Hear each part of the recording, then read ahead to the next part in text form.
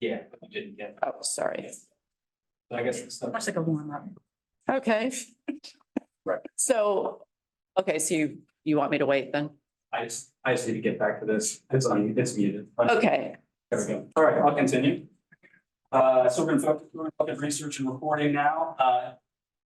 Theo provided this information, there's a picture of Theo, he's out sick. So we talked last time about the availability of financing products at the state level that we support. ADUs, this is what he sent. I'm not going to be able to answer a lot of questions on these because he was going to talk about these, but I'll share it anyway. So DHCD has a Maryland mortgage program, and it can be used to purchase a property with an existing ADU to support, that's a person-based strategy to support somebody who's buying them. State revitalization programs, things you may be familiar with, community legacy, strategic demolition fund, things of that nature, early specific to the Baltimore region and NED, specific to the Washington Capital region. That I'll just read what it says. yeah, Joe, let me just intervene. Basically, if a community decided they wanted to apply for these funds because they wanted to boost ADUs, they could competitively apply for these funds to create a fund to help boost this in some manner. And that would be part of a competitive process. And so it is a way that a particular applicant, being one of these that are available, local government or community development corp, eds and meds, could basically competitively apply for funds to be used for this type of purpose. There was nothing that would commit them to doing that. And that's pretty much it in terms of what's out there. I think the other products that, if this were to go anywhere, there could be other conversations with, you know, housing groups or whatever to sort of work with private lenders or others to create a product. But as of right now, there is not really a designated type product available for this to help, you know, with some of the costs associated with this, either with lower interest loans or other ways of sort of helping to reduce the costs. And so over here, he might be able to address that more, but I think it's pretty straightforward. That's pretty much what we have. There may be some local programs that we're just not aware of, but for the most part, that's what's available. So something to be aware of, that's informational mostly. So I think we'll just go to the next one, which is the survey. All right, so thank you all everybody who helped spread the word about the environmental organization survey, which closed on April 5th. We only had 26 responses, but we tried. We did get some good responses though, and helpful information. So on the left, you'll see the focus areas. We asked each respondent to say which area they focused on as part of their environmental work, and they range. I mean, we sent this from land conservation organizations to those that are doing set design. So it's a broad spectrum here. You'll see the majority of them did not work on a project of any type that included ADUs, ADU planning, ADU policies, but some did have experience with that. If you are interested in the complete survey results, I did send them to you. You can also find them on the website for today's series. All right. So impact of ADUs on environmental issues. This is a ranking one going from 1 to lowest for the 5 to highest. We see a general lean towards having a higher impact on environmental issues according to their perspective and how they work or what they worked on. So the primary barriers related to environmental issues, we gave a long list. These are the ones that were just most commonly responded to. Things we've seen before that really don't have it, they're not necessarily related to environmental issues. So local neighborhood opposition, residential density limitations, septic areas, lot coverage, and open space being barriers to ADU development.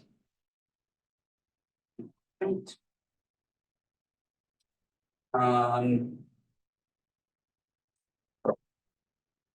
right, so this is if you're building, permitting, designing ADUs, these are the best ways to minimize negative environmental and neighborhood livability impacts.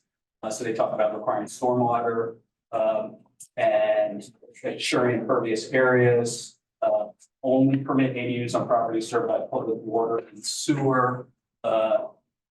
If you have attached or detached, you're not just converting existing space, require them to be small. And there's more there. You'll see the full response in what I sent you. But this is how they would recommend that ADUs be developed to support environmental preservation.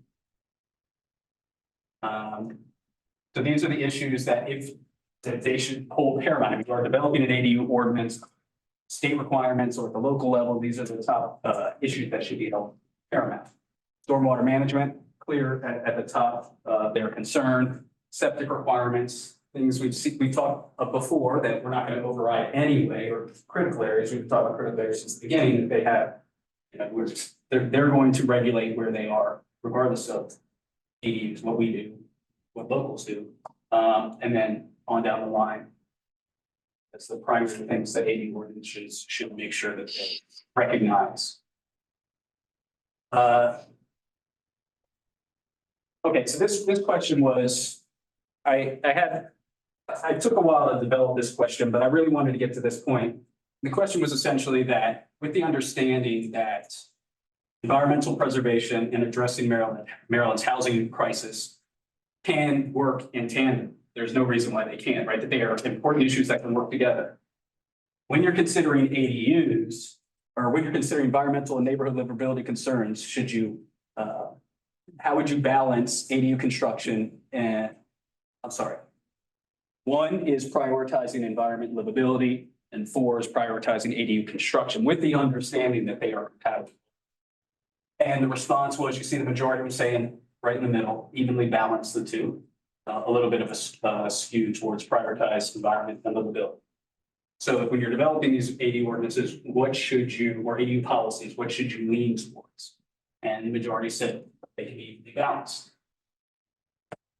All right. So before you move into that, so this was the last of our surveys. We've been throughout the process, reaching out to particular types of constituent type groups to just be in touch with them, see what they think, give us their sort of feedback. It's interesting because as with everything, there's always competing interest in, like where do you end up? But I think we've been really talking through that pretty well throughout this whole discussion. But any clarifications on this environmental organization survey is just another input into helping us make good decisions. Yes. So Yeah. I guess this is really more a comment. This is kind of looking at things in a vacuum and big picture wise. The reality is, I think a lot of what could happen with ADUs is much more lower impact. We need more housing. So if you are of the opinion housing has to happen, in all frankness, I have a carriage house in my backyard, our old carriage house. If I'm taking the upstairs level and turning that into a 1-bedroom apartment or whatever, a 2-bedroom apartment, ADU, that is much less impactful to the environment than me going out and building something new. So I think we really need to keep in mind when we're looking at this information is kind of in a vacuum and not thinking about the big picture of the fact that I think generally a lot of the ADU construction is going to have less of an impact overall to the environment than us going out and building a bunch of new houses or a bunch of new apartment buildings. It's low-hanging fruit. So that's just my one big comment when I look at this and some of the concerns that come back. I kind of feel like it's really in a vacuum, not understanding the fact that, we need more housing. And if in theory we're going to build it, this is a great way to pick up some density. Thank you. Well, just to even follow up on that, I'm thinking attached or separated ADUs are tiny. There's something like 500 square feet, 600 square feet, and they fall below almost all stormwater management ordinances. It's too small. It's waived in almost all ordinances, and that seems to be, stormwater management seems to be what the environmental groups are most interested in. Great, thank you. And so they're too small to really to make a difference. I would say at least for small ones, you got a 3,000 foot ADU for some reason, okay. But for the small ones, you really shouldn't have to provide stormwater management. I don't believe that you do currently. Great, thank you. Any other comments or observations? So I read a lot of the stuff that, all the survey results, and it seemed like they were supportive of ADUs, detached ADUs that were within 100 feet of the house and that were 750 square feet or less without a whole lot of this other stuff. Am I misreading it, or is that what you? Yeah, I would say that, I mean, yeah, we didn't do an analysis to determine overall favorability versus unfavorability. There are a lot of positive comments. Yeah, so it seems like what you're saying is exactly what they were supporting with the on-lot smaller ADU. So I don't think there's a conflict. That's good, I mean, yeah. David, you did the analysis. He probably has the deepest insight on this. He also wrote most of the surveys. That's David Dahlstrom. Some of your comments that you made actually were comments that we saw in the survey. It sounded like for a second that you would have been one of the respondents. Because they were saying that same thing, that, given the environmental impact in ADU is a lot less impactful than having new subdivisions outside and so on and so forth. And they do, there was a comment in there that the ADU should be small, whether it's less than 500 feet under stormwater requirements, but it seemed like that they were supportive of them. But they also had some issues with being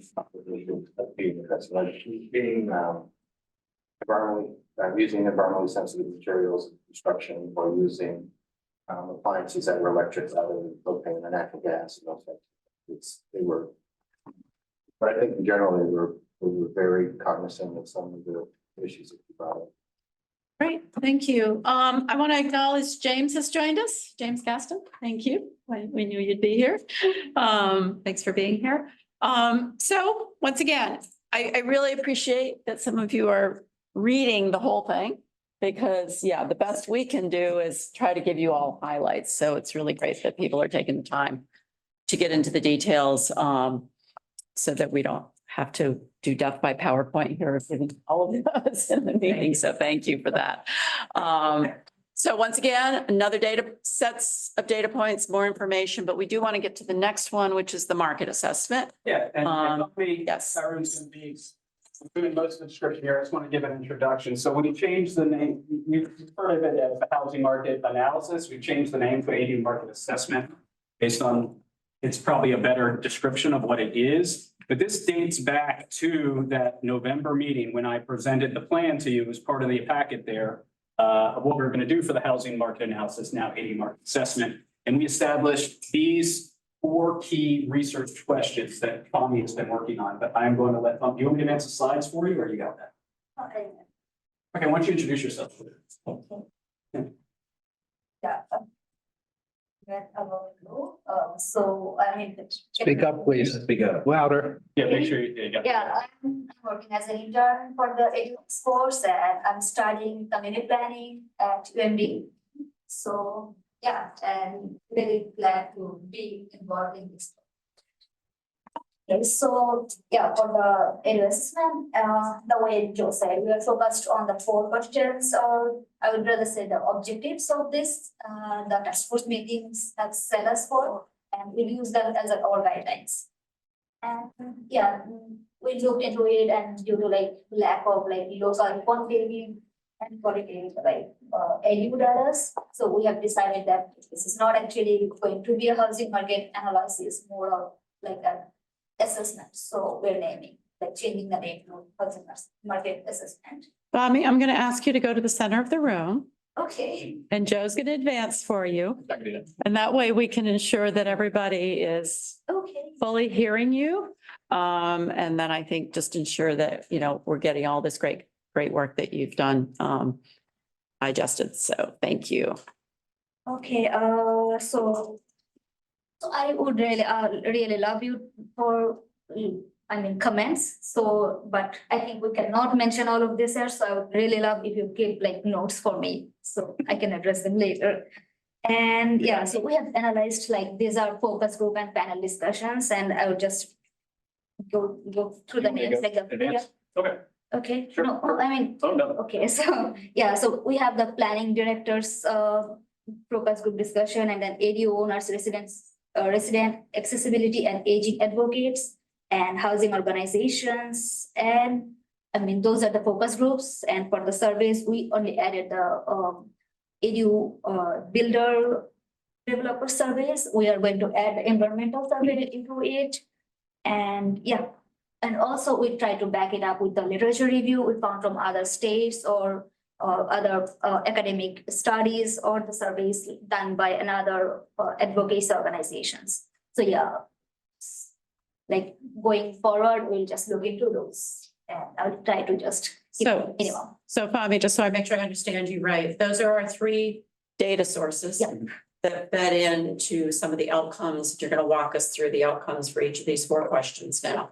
And, all of those inputs allow us to, I just want to reinforce, allow us to assess Yeah. what we think we've learned from that. But this is not a deep dive, which is why I wanted to refer to differently, a deep dive market analysis of what the market is necessarily. It's just assessing what's out there. And so that's a really important differentiation.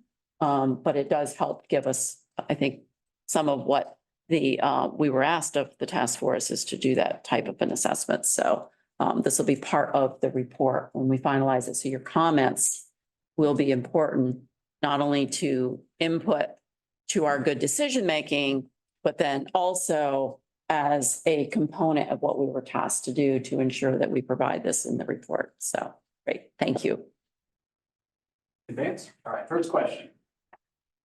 So for the first question, we actually looked into like how state and local policy regulation and implementation can facilitate or maybe deter the ADU constructions. And we've asked those questions to the focus groups and the surveys. And also we tried to look into it from the literature also. And so I'm not going to go through all of those. I'm just picking up things. Yeah.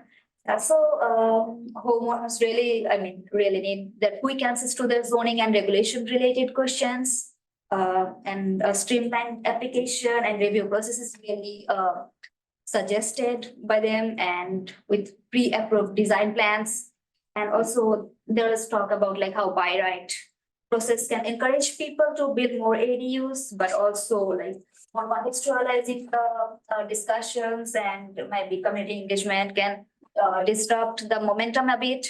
It was like, I'm just explaining what we have picked up. This is not like our recommendation or anything, just picked up what things. Yeah, so exclusionary zoning limits actually ADU use and especially in racially segregated areas. So, and it has also come up that unique ordinances actually discourages people from ADU to pursue an ADU. And another discussion was that the regulations are as strong as the local government's, ability to enforce them. So also legislation should also allow local governments room to, set their own rules to build their own, for the specific needs. And yeah, so there is a tug of need balance, that kind of situation. Next slide. So for the next question, we have how ADUs can affect the appeal of the local housing market, like from the viability perspective. And we really try to look into if we can connect it to property value. But unfortunately, we didn't have much information about this from local context. So what we have from the all 3 sectors, we have found that ADU helps senior population to stay in the community by avoiding being priced out, and it's also a good option for people with disabilities. And we had a local builder survey, and 90% builders said that they are very familiar with the ADU construction, and almost 54% of the owners they have worked with have the experience that they are considering adding an ADU to their new homes when they are constructing a new home. So ADUs are increasing in areas with good job access, but also reasonably rent levels, not high, not too low. ADUs could help communities with decreasing numbers by actually stabilizing the population density, so that from the service perspective, they are not, they can keep up the services to facilitate people in the community. And it was mentioned really that each person actually renting an ADU helps reduce the demand for affordable rental units from other places. So even if it's not affordable, totally. And people have been worrying about that the short-term rentals can actually affect the long-term rental of ADUs, and it can affect from the affordability and availability perspective. Owner occupancy disclosure is really suggested when selling the properties with ADUs. Yeah, I can. Excellent. So I feel like we need to pause on each one. Why don't we go back to the other one? Take a pause. Okay. First one. Yeah, I think just a pause to make sure everyone's digesting. Anything really strike anybody as something unexpected or anything in that? Any of those statements that are there? Just to sort of have a moment. Yes, Senator. Just sort of the affirmation is sort of circling back to where we began in terms of the literature review, confirming the issue around exclusionary zoning. You know, all the things that we sort of started out having that we have to address seems to be there. And then the survey outcomes and the focus groups confirm that. So a good policy. So it's a good way to work to make policies. It's good to see that. Good job. Yeah. Fred, great. Any other observations or surprises or anything on this one anyone wants to share? We're taking public. I'm waiting until the end. Yeah. I mean, until the section. To the public. Yeah. Okay, so let's go to the next one that we kind of have reviewed now. Any big surprises, any observations, reinforcements? Anyone wants to highlight on this one? Gone. Okay, now we'll go ahead and dive into the third question. And what we've learned from that. Actually looks like the impact of policy versus market demand. So we try to like understand, even if we give all the policy helps, there might not be demand for ADUs.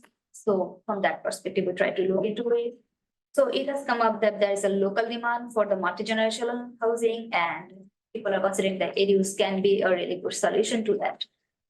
37% of respondents from the builder survey in Maryland, DMV, and Pennsylvania mentioned that they find a high demand of it.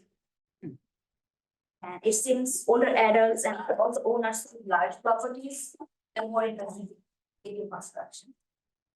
Also, people think that ADUs are a great solution when they're designed to suit the neighborhood characteristics and style, and they're okay with it. And again, it comes up that unique ordinances may be the reason for perceived that low demand for ADUs, because people don't pursue a permit because of that. So that might be the. And people say also that, well, the neighborhood ADUs might not be affordable for low income people, but yeah, this still could be an option for those with middle income. And that also like lowers the demand side from the other housing rental units.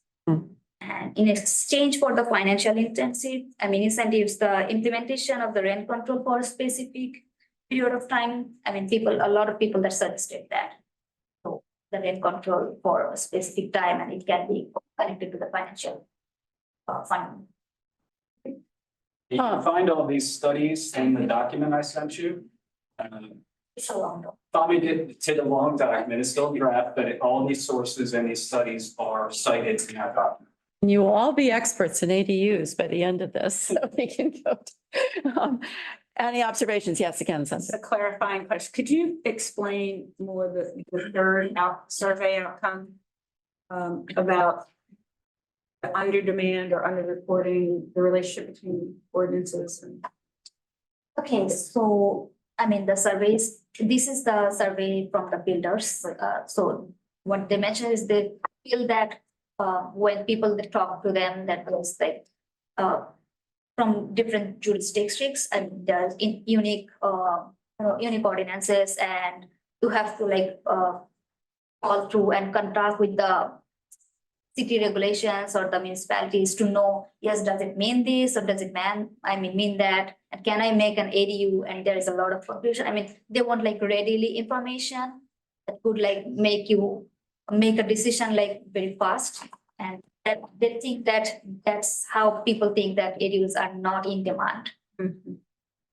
I think And also, yeah, the document, I think that clears up a lot of things because, yeah, I could not. I think that was also, oh, sorry. Yeah, go ahead. I think that was also reflected in the focus group, the housing organization's focus group, that the discontinuity between ADU ordinances across the state dampers the demand because people are confused. So I think it was also, it's reflected in both the survey and the Yeah, focus groups, Yeah. yeah. Yeah, it's just, it becomes too complex, too confusing. Yeah. Do this here, you can do that there. It's like, why bother? You know, just go find a lot and go build a bunch of houses.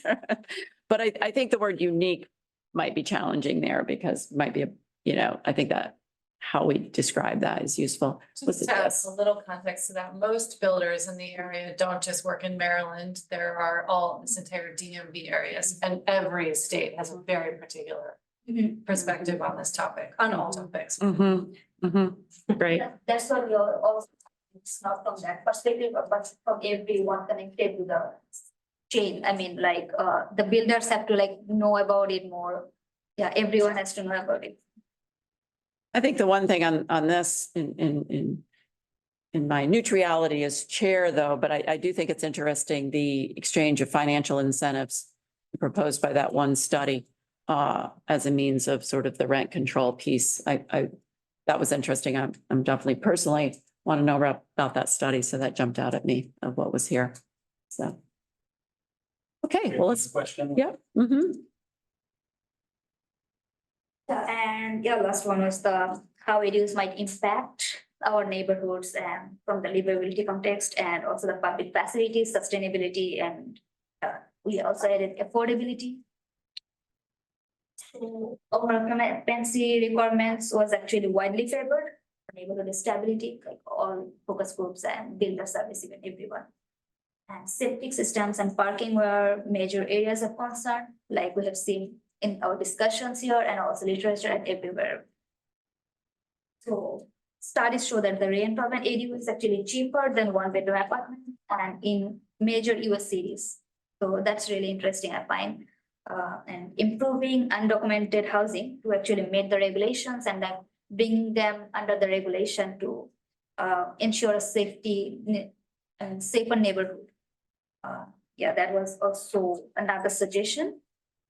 ADUs will actually take up less space per person than the traditional homes that we're talking about, which makes them more environmentally low impact solution than traditional houses. While there is a concern about urban blight, some also counters that the ADUs contribute to actually the slow densification. And we wanted to like end it with we didn't find much quantified data, but this Portland data, it actually found that the household size is like 1.45 people per ADUs and average number of the street parked car is like 0.46. So like it's not the off-street parking, the street parking they counted. So yeah. That's just something that. Great. Okay. Anything pop out at anyone on this one? Anything you want to ask? Yeah. Right. Yeah, the minimum lot size and unit size were widely favored. That strikes me as. Yeah, I mean, the minimum lot size, I mean, regulating the lot sizes and also the unit sizes, like minimum is the maximum unit size. I think I should have like, Maximum unit Maximum size, unit that's size right, and- but minimum unit size, I think we've all been yeah, I think talking the word, quite a bit about not having a minimum unit size. yeah. Yeah, And that's- maximum. That's the minimum lot size, right? Minimum lot size makes sense, Yeah, maximum unit size. I should have like worded it differently. Thank you for. Oh, I see. Yeah. And then the owner occupancy requirement, I don't remember us talking about that being widely favored. The housing organization's focus group was heavily favored. Favored, Yes. There were. Okay, so Priscilla? what stands out to me is we keep having discussions about parking, street parking, on-site parking and, half a car, less than half the car. Street parking in Portland for ADU, it's like really insignificant, right? So, and that probably stands across the country as we can study the whole country, right? But also I just wanted to add with this that this actually gives us a look that we need more, if we a more detailed analysis of it. So like we do not find more reports of ADU by reviewing a bill being built because it was a long story in merit, but we don't have the numbers. We don't have the parking numbers, the size numbers of it. We can only take it where we can get it. And, Yeah, and it sounds like Portland has bothered to study that, yeah, only Portland, yes. and it's less than half a car. Well, and it is a city versus, with more options. So we do have to be cognizant of that too. Anything else? Good? Thank you so much. You've been with us. We're still working on it. You'll see, we still need to do an executive summary. We're seeking feedback and she's gonna be, let me speak for you. We're gonna be analyzing Montgomery County permitting data. Because we do have good permitting data from Montgomery County, particularly with the change in their liberalization of their law in 2013. And we see if there's any correlation there. We don't have it yet. Because we're focusing on this. So the report will be an actual appendices Yeah. to our final submission. And once it's cleaned up and finalized as sort of its own thing. So great. Thank you all. Thanks, Fahmi. Thank you. All right, I think we're doing pretty good on time. Yep. So I'll switch to the public comments. We're not done taking, but I did start to, before I was just kind of compiling them and setting them all to you in a big blast. I did a little bit of compiling this time. So. Skip the headline. All right. So on the comment form, as when I pulled this together last week, we had 96 comments, 77 unique commenters. We received 2 letters and I have an untold number of emails. I'm sorry, I haven't calculated this. I'll do my best if I have to go back, but I've gotten so many emails related to this that I don't know if I'll be able to do that. I would say I haven't done a quantitative analysis here, but the majority of the comments have been favorable. There was a significant minority that have been unfavorable or cautious about ADUs. So some of the big time, and this is reflected in that report I sent you, the narrative description. Majority favorable comments really talk about how ADUs can be one strategy in addressing the housing crisis. They support aging in place strategies. That the arguments against ADUs are exaggerated. I've seen the number of people make that claim that it can contribute to housing equity. The minority or minority unfavorable or cautious comments. There's a lot of skepticism, and this was reflected in some of our focus groups as well, that ADUs are actually going to be affordable. They weren't criticizing them as housing product, but there's skepticism that they would be affordable. That there are significant neighborhood impacts such as parking, open space, et cetera, that we've discussed. That there are significant environmental and infrastructure impacts and the concern with the investor community predation on certain communities. If ADUs are too liberalized or go unchecked. And then there's a lot of comments about community context that need to be sensitive to communities. Which we'll be looking at again later. Just real quickly, this is the second part of the document I wrote. The first one was just about, first part of the document is just general favorability versus unfavorability. Some folks started to get into specific legislative and policy recommendations. So for owner occupancy requirements, 4 were in favor. I'll be honest, I had to use some kind of judgment call here. It's not like I had a checkbox. This wasn't a survey, what people were saying. So this is my best guess based on what they were saying. 4 in favor, 7 opposed, and 2 just were neutral or provide information. For ADUs as an ownership product, evenly split in favor and opposed. A couple people were very favorable about how this has been allowed in California, but a lot discussed how it would. When you say as an ownership product, what do you mean? Either condo or subdivision. Oh, to be able to subdivide. Separate Okay. ownership. Or condo. Okay. Separate from the primary. Yeah. Okay. Yeah.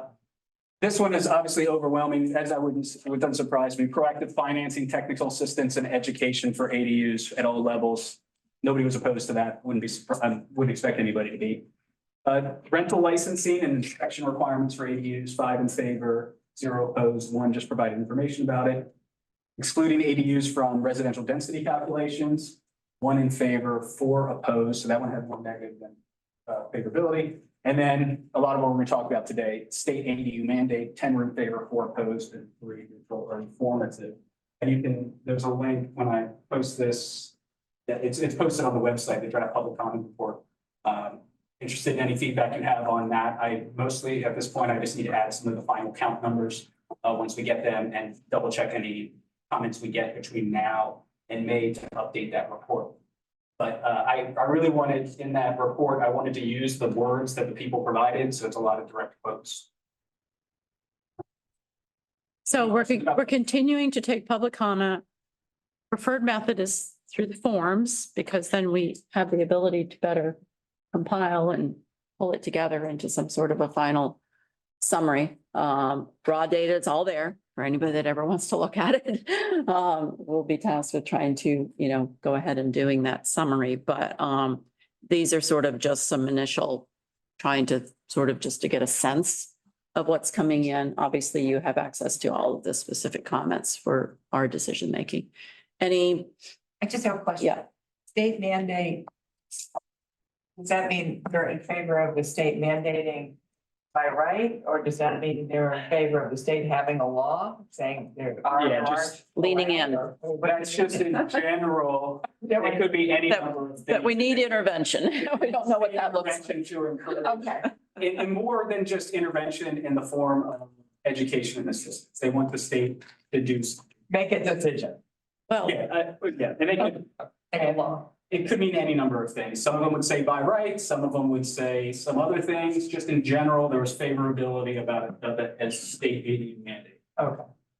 but Now, we're not saying what. One thing, and I made this caution in the report itself, is that people that are interested, this is a self-selected commenting thing, right? Yeah. People that are interested in ADUs, interested in housing reform, are more likely to be drawn to this task force. Just because they know what's happening. So this is no scientific study. So It's huge. it doesn't surprise me that you're gonna have mostly favorable here because of people that are drawn to it. So But- just keep that in mind. This still doesn't mean their comments are. Well, and the important thing, there's people interested. Like, what was our total? We have 96. How many forms have been submitted so far? Back to your previous slide. 96 comments on the form. Uh-huh. Is that what you mean by form? Yeah, if you go back to the previous slide. So we've had at least 96 forms submitted. Yeah, so that's, over a relatively short period of time, people are interested. So whether wherever, for whatever reason, there's interest, people are paying attention. So I think that's important to know, and people show up at our meetings. So clearly it's an issue that people care about wherever they may be. Okay, any other thoughts on this? Clarifications? Good? Okay, next one. What I think I'd like to do, Joe, is tee this up and go through the poll. And then we'll take our break, because then we'll really be starting to dive into the real discussion part of the meeting. So the prioritization, let me just tee this up a little bit. Go ahead, Joe, to the next slide. I still kept this in there. Yeah, I think as we get into the discussion, I may have to take you all back to this every now and then, because to make sure we stay focused, on what is our task, and that has to be the priority outcome from today.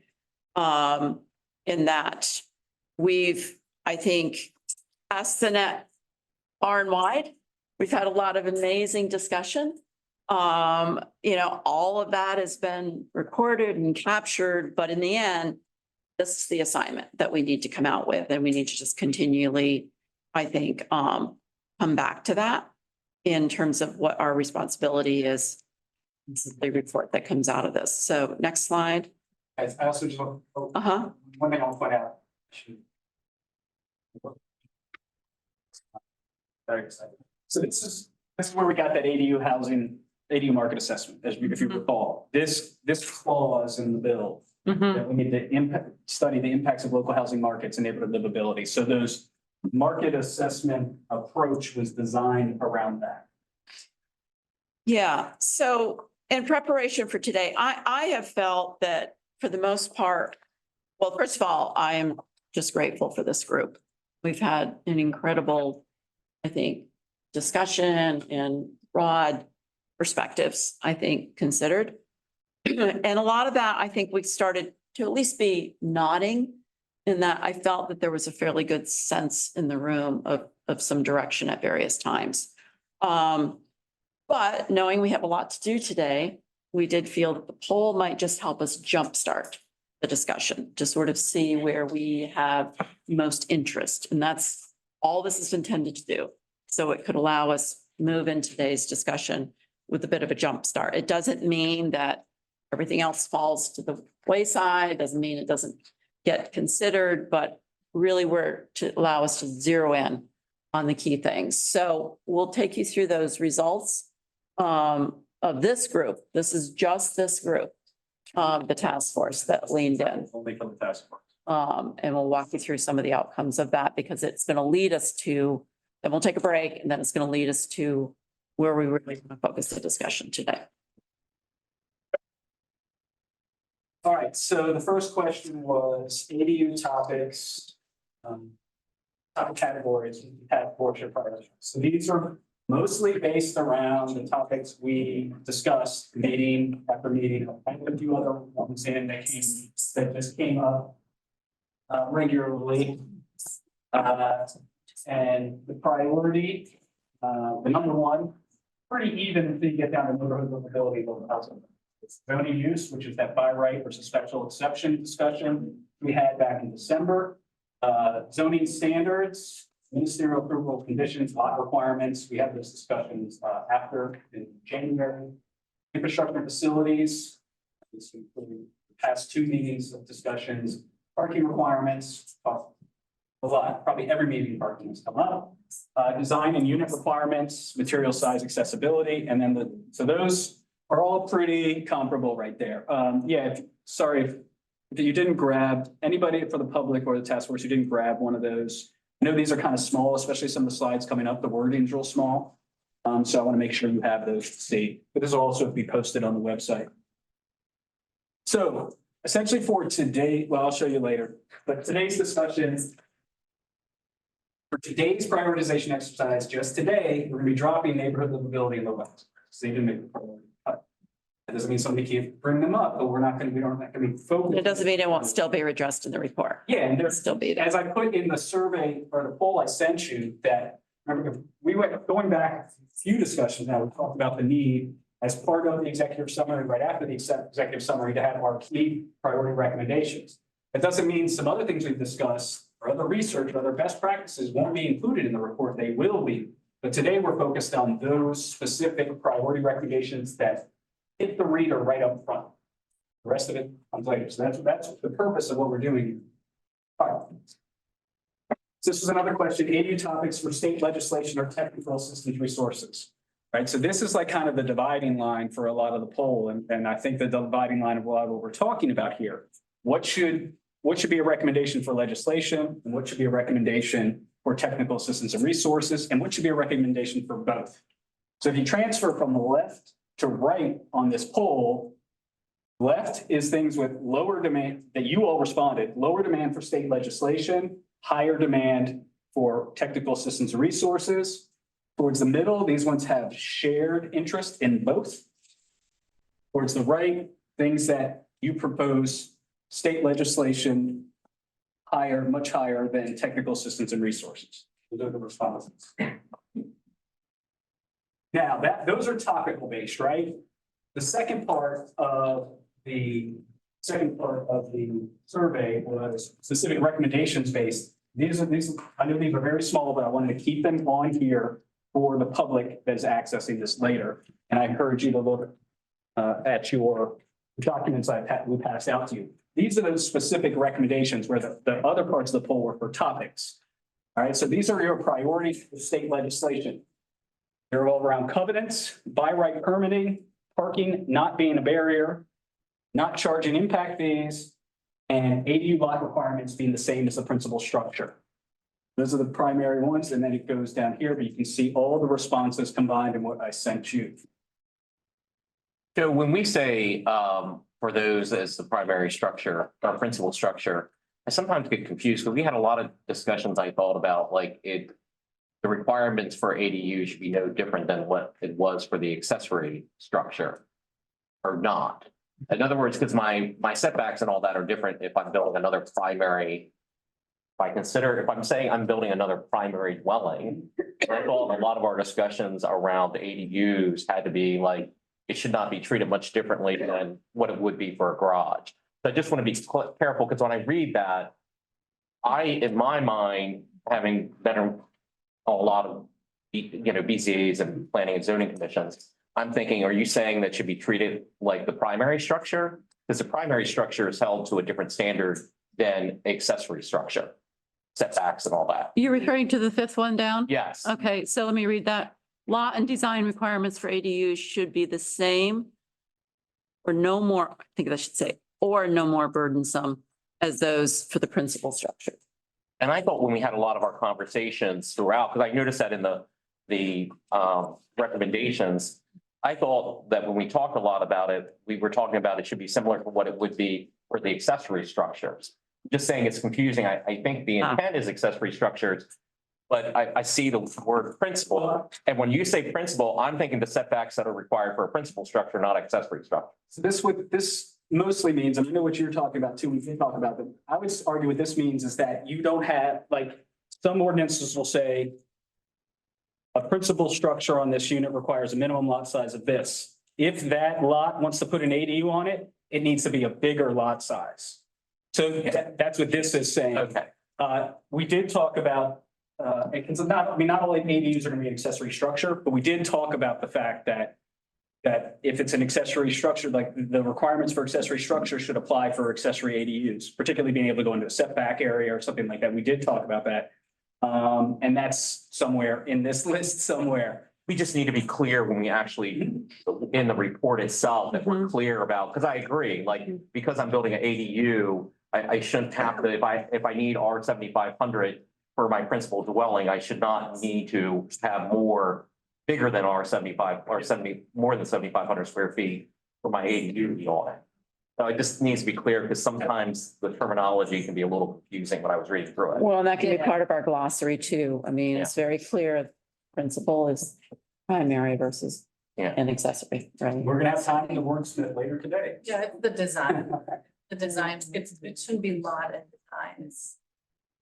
Well, and this is the poll, so it is. I mean, the poll, when we get into the crafting, let's make sure we're using the right words then. Give time to wordsmith.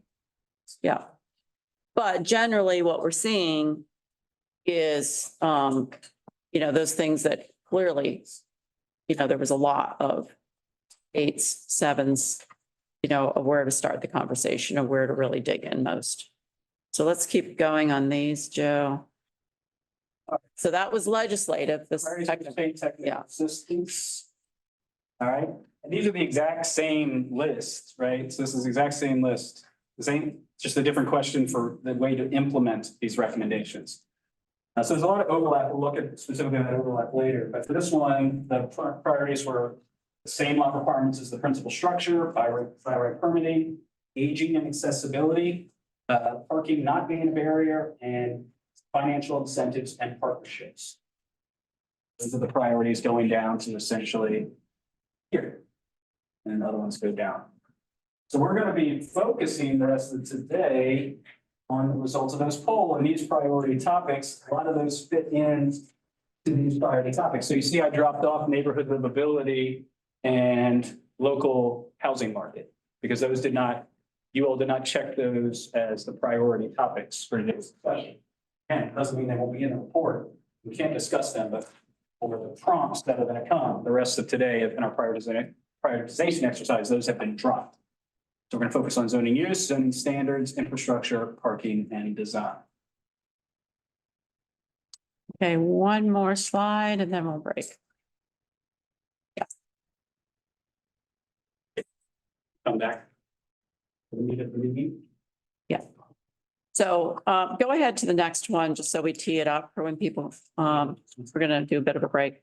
So basically, you'll see these two columns, are items to consider or recommend. Keep in mind, this is a task force. All we're doing is making recommendations. And so column to the left are recommendations that we're gonna deep dive and discuss and try to reach some agreement around specific to state legislation. And that's where we're going to focus initially. versus the column on the right, which is really more around technical assistance, which can be more of guidance type. It's not, quite as much as it would be the same as trying to recommend policy. So that's what we're going to come back to. So let's do, I've got 10:47 right now. I don't know if I guess that clock is pretty right. Let's do about a 10-minute break. Let's make sure we are totally ready to go, in the next 10 minutes or so. So you all can do emails or whatever you need to do before then.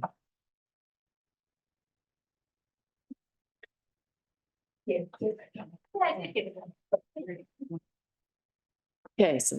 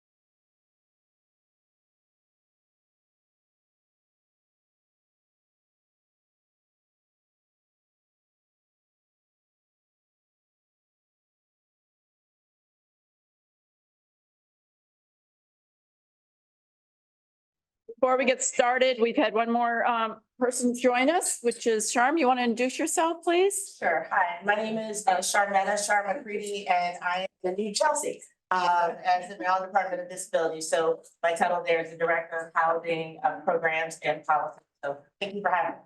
Thank you. Thanks for being here. So, okay. So here's what we're gonna do. We're gonna go through each and every one of these top three.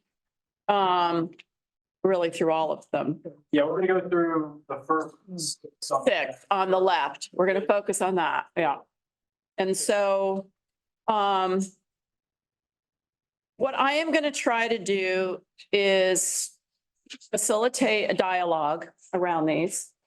See where we end up. I'm gonna watch the clock and ensure, and I would love for us to get to some point. We could get to a couple different points. We can do an outright vote. We can do this is where I'm at, I will probably do a round robin. Because I feel like that's the way I can ensure that everyone sort of weighs in on where they're at. As we discuss each of these, so we will do some discussion, some dialogue, what you think, then we will do a round robin on each of them as we go. And then we'll move on to the next one. If we can get to a point where we feel like we've got some,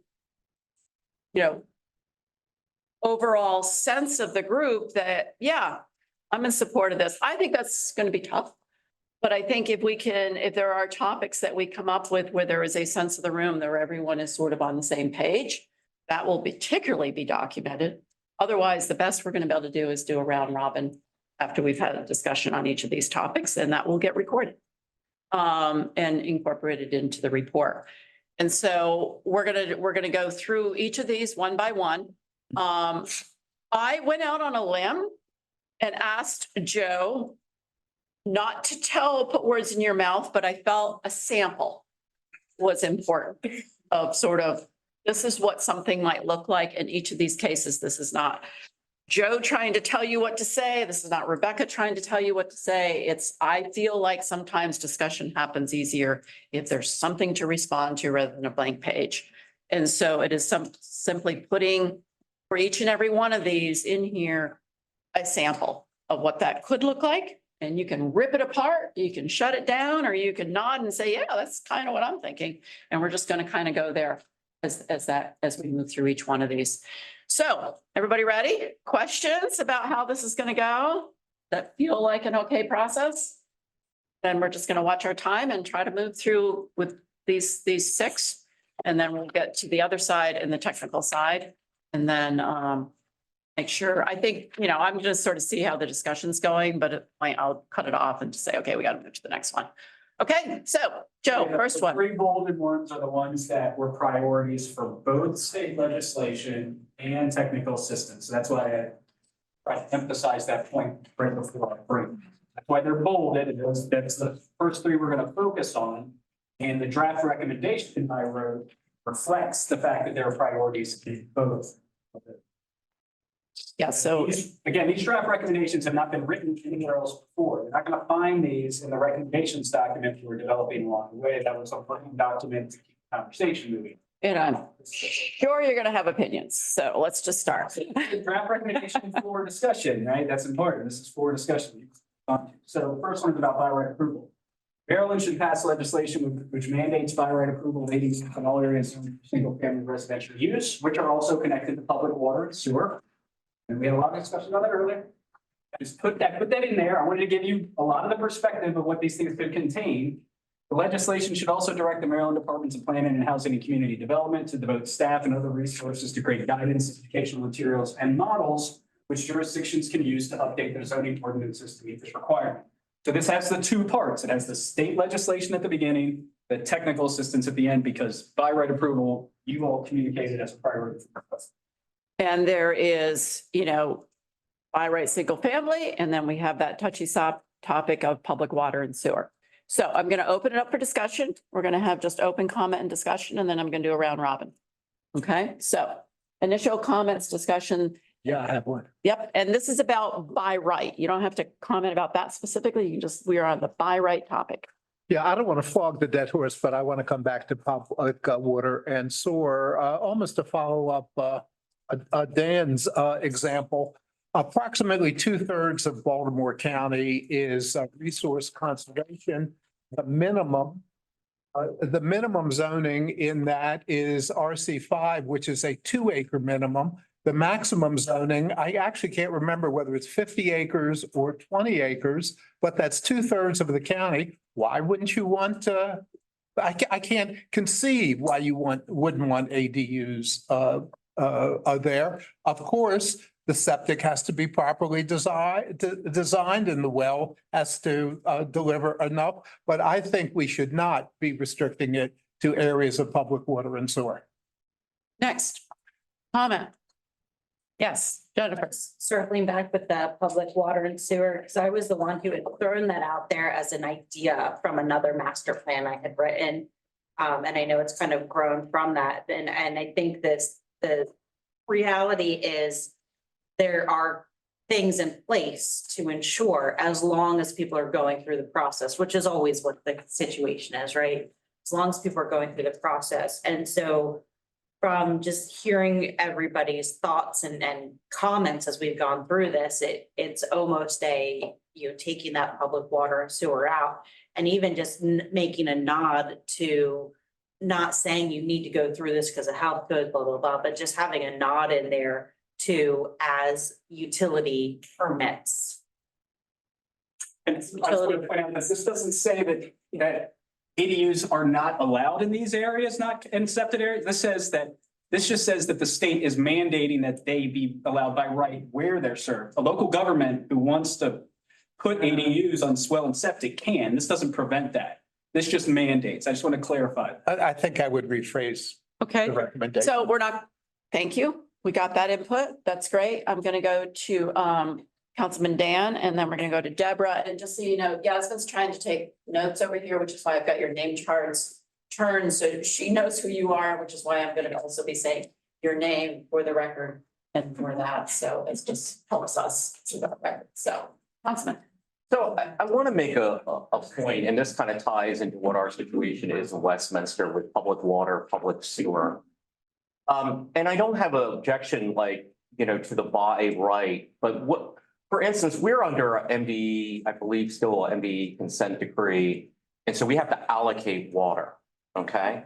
So if I have a single family lot, they have quote, the right to build a single family home, but they don't have the right to do it until they have a water allocation. And we only have so much water. So every year we maybe will allow 3 or 4 single family houses because they fall into that bucket that we have so much water set aside because we have water set aside for economic development matters and for commercial uses and all of that. So the one thing that I would not want to see is some sort of mandate coming down from the state that would somehow prioritize ADUs over what I would consider in the city of Westminster far more important, which the majority of our water goes towards economic development. Because that's in the best interest of us as a community. We allocate some towards housing, but we need jobs, we need businesses within our community. So we need to any recommendation we make should be respectful to the other criteria that someone has to go through. Okay. That's the one point I want to make clear. Great, thank you. Deborah's hand was up next, and then we'll have Senator Washington. 2 quick comments. One is just to talk about what Joe mentioned, that if areas that are served primarily by private water and septic wanted to do ADUs, they can. But I mean, right now that's already true and it's not necessarily happening. So I think the point of this is to ensure that we're sort of pushing the needle and, if that's what we're agreeing on, we're pushing the needle toward making ADUs and accepted. So I think excluding the septic is problematic from my perspective. My other point is, or question actually, is this area zoned for single family residential use? I just want to totally clarify that to make sure that that includes zones that are not necessarily zoned specifically for single family use, but that allow single family use in their zones. And I'm thinking of the zone that I live in, OS open space. I think now it's actually AG in Prince George's, which is zoned for kind of a different use, but it has single family as a primary use category within it. So that's just maybe a language thing. Clarification there. Great. Okay. Senator. I think that the by right approval is, for me, a little strong and absolute, and so I don't. And I know conditional is also doesn't really provide the standardization. But at least in the initial stages, I think there needs to be some sort of special permitting process in addition to just a straight up construction. If I understand by right means you could just build it, you don't have to get a special permit as long as you abide by local. No, let's clarify that. Let's clarify. Let's clarify what. Yeah, so you still do have to get a permit. Well, the zoning, in other words, there's. You don't have to go in front of like a board meeting. Right. So, but basically, if you check all the boxes, you get to build it. That's right. Okay, so that's what I understand. So I think that personally, for me, that's a little too free form. And could I think what we don't want to do is to have some misinformed or accidental actors sort of mess it up for everybody. So I think just something, and I don't know, because I'm not an expert in that area. Is there something that's not just special permit, but that's not by right? Certain types of housing has a by right. You know, if you own it, I mean, that's just kind of what So by right is a little too strong for you. it just Okay. feels like Okay. at this stage. Okay, we're gonna go to Amy and then James, and then I'm gonna do a round robin, see where we're at. So I know that we're being asked to look at accessory dwelling units as a mean to address a part of a housing crisis. And we've long talked about how our special exception processes and conditional use processes are not well received by the general public anymore. There was a time when those processes were viewed as being actually more liberal, allowing for more uses where uses may not have been permissible, but if you could meet certain additional standards, then you could do something that might have been prohibited in the past. There's been a 180 on that planning tool, and it is now seen as a roadblock. I think that if we don't move forward with the by right recommendation, then it won't be well received. And to your point, I think that we have to be very clear that most zoning districts have by right uses that are permitted uses. But in order to get a building permit, and this is where we're going to get to in some of our other recommendations, there are standards that should be baked into that by right use. Okay. Some of them might be too restrictive. And I think we need to talk about that, like going into design standards and getting way into the weeds. I don't think we should do. I don't know if we'll talk about later, but I feel like it's my opinion that this is probably a safe baseline to build our other recommendations around. Great, thanks, Amy. That's helpful. Yeah, and Amy is Okay. coming at it from very much being at the front line when these things come up. James, and then we're gonna do a round robin. Real quickly, my focus is always on the inner cities or inner Yes. towns and having, unfortunately, we have some very, very nefarious builders out there that will take advantage of not having the reason or need to go before a board to explain what you're doing. And then once it's built, it's kind of hard to pull it back. So I'm a big proponent of having that scrutiny. If you're building something that's within the reason of what's been outlined, you shouldn't have a problem standing before a board and explaining. And that's just me. It comes from my time in 2 different jurisdictions where if you don't monitor people, they just will do whatever they want, and impact is significant. Smaller towns, but they don't have the budgets the stormwater, things of that, it's in parking, it's another issue. But it's very important that if you're not doing anything that doesn't need to be scrutinized, then you shouldn't have any problems having a conversation with town council, city council, whoever, in my estimation. Okay. I can't speak for the rural areas, I'm only speaking about the. Right. And that's our complexity, right? We've got rural, suburban, edge, and urban. So here's what I'm going to do. We're going to go around. This is the topic of by right, okay? There's a lot of other things in here, so focus on the by right and the notion that an ADU, whether you're rural, urban, wherever you're at, is something that we should be able to move forward as a by right and simplify the process in terms of that use. I'm not specifically doing hands up, hands down vote because there's caveats. So you may say, oh, by right, but I'm really concerned about this aspect of it. Or absolutely no way by right, so just say what you feel. And, this is not the last time you're going to see this written up in a report. So let's just try this and see where it goes. And I am going to pick on Mandy first, and we're just going to go around. I promise you won't always be first. That's quite all right. I agree with by right. And I don't know if we need to clarify at this point, public water and sewer versus non-public water and sewer. I would let's focus on the by right in terms of where you're at right now. By right. Yeah, it's something that you see as necessary. And whatever we attach to that will yet to come. Yeah, I by right, jurisdictions will weed out if it can or cannot be built through the process. Okay, great. James? I've stood my case. Yes, thank you. So just for the record, James does not agree that we should allow or mandate any kind of by right of ADUs. Would be. That's everybody's opinion is respected here. Isabella, Priscilla.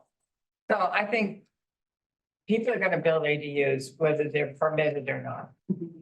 And if they're not permitted, the local governments have absolutely no control over it. They don't know what they're gonna build. They're gonna end up with anything. And that's where your bad actors are gonna act out.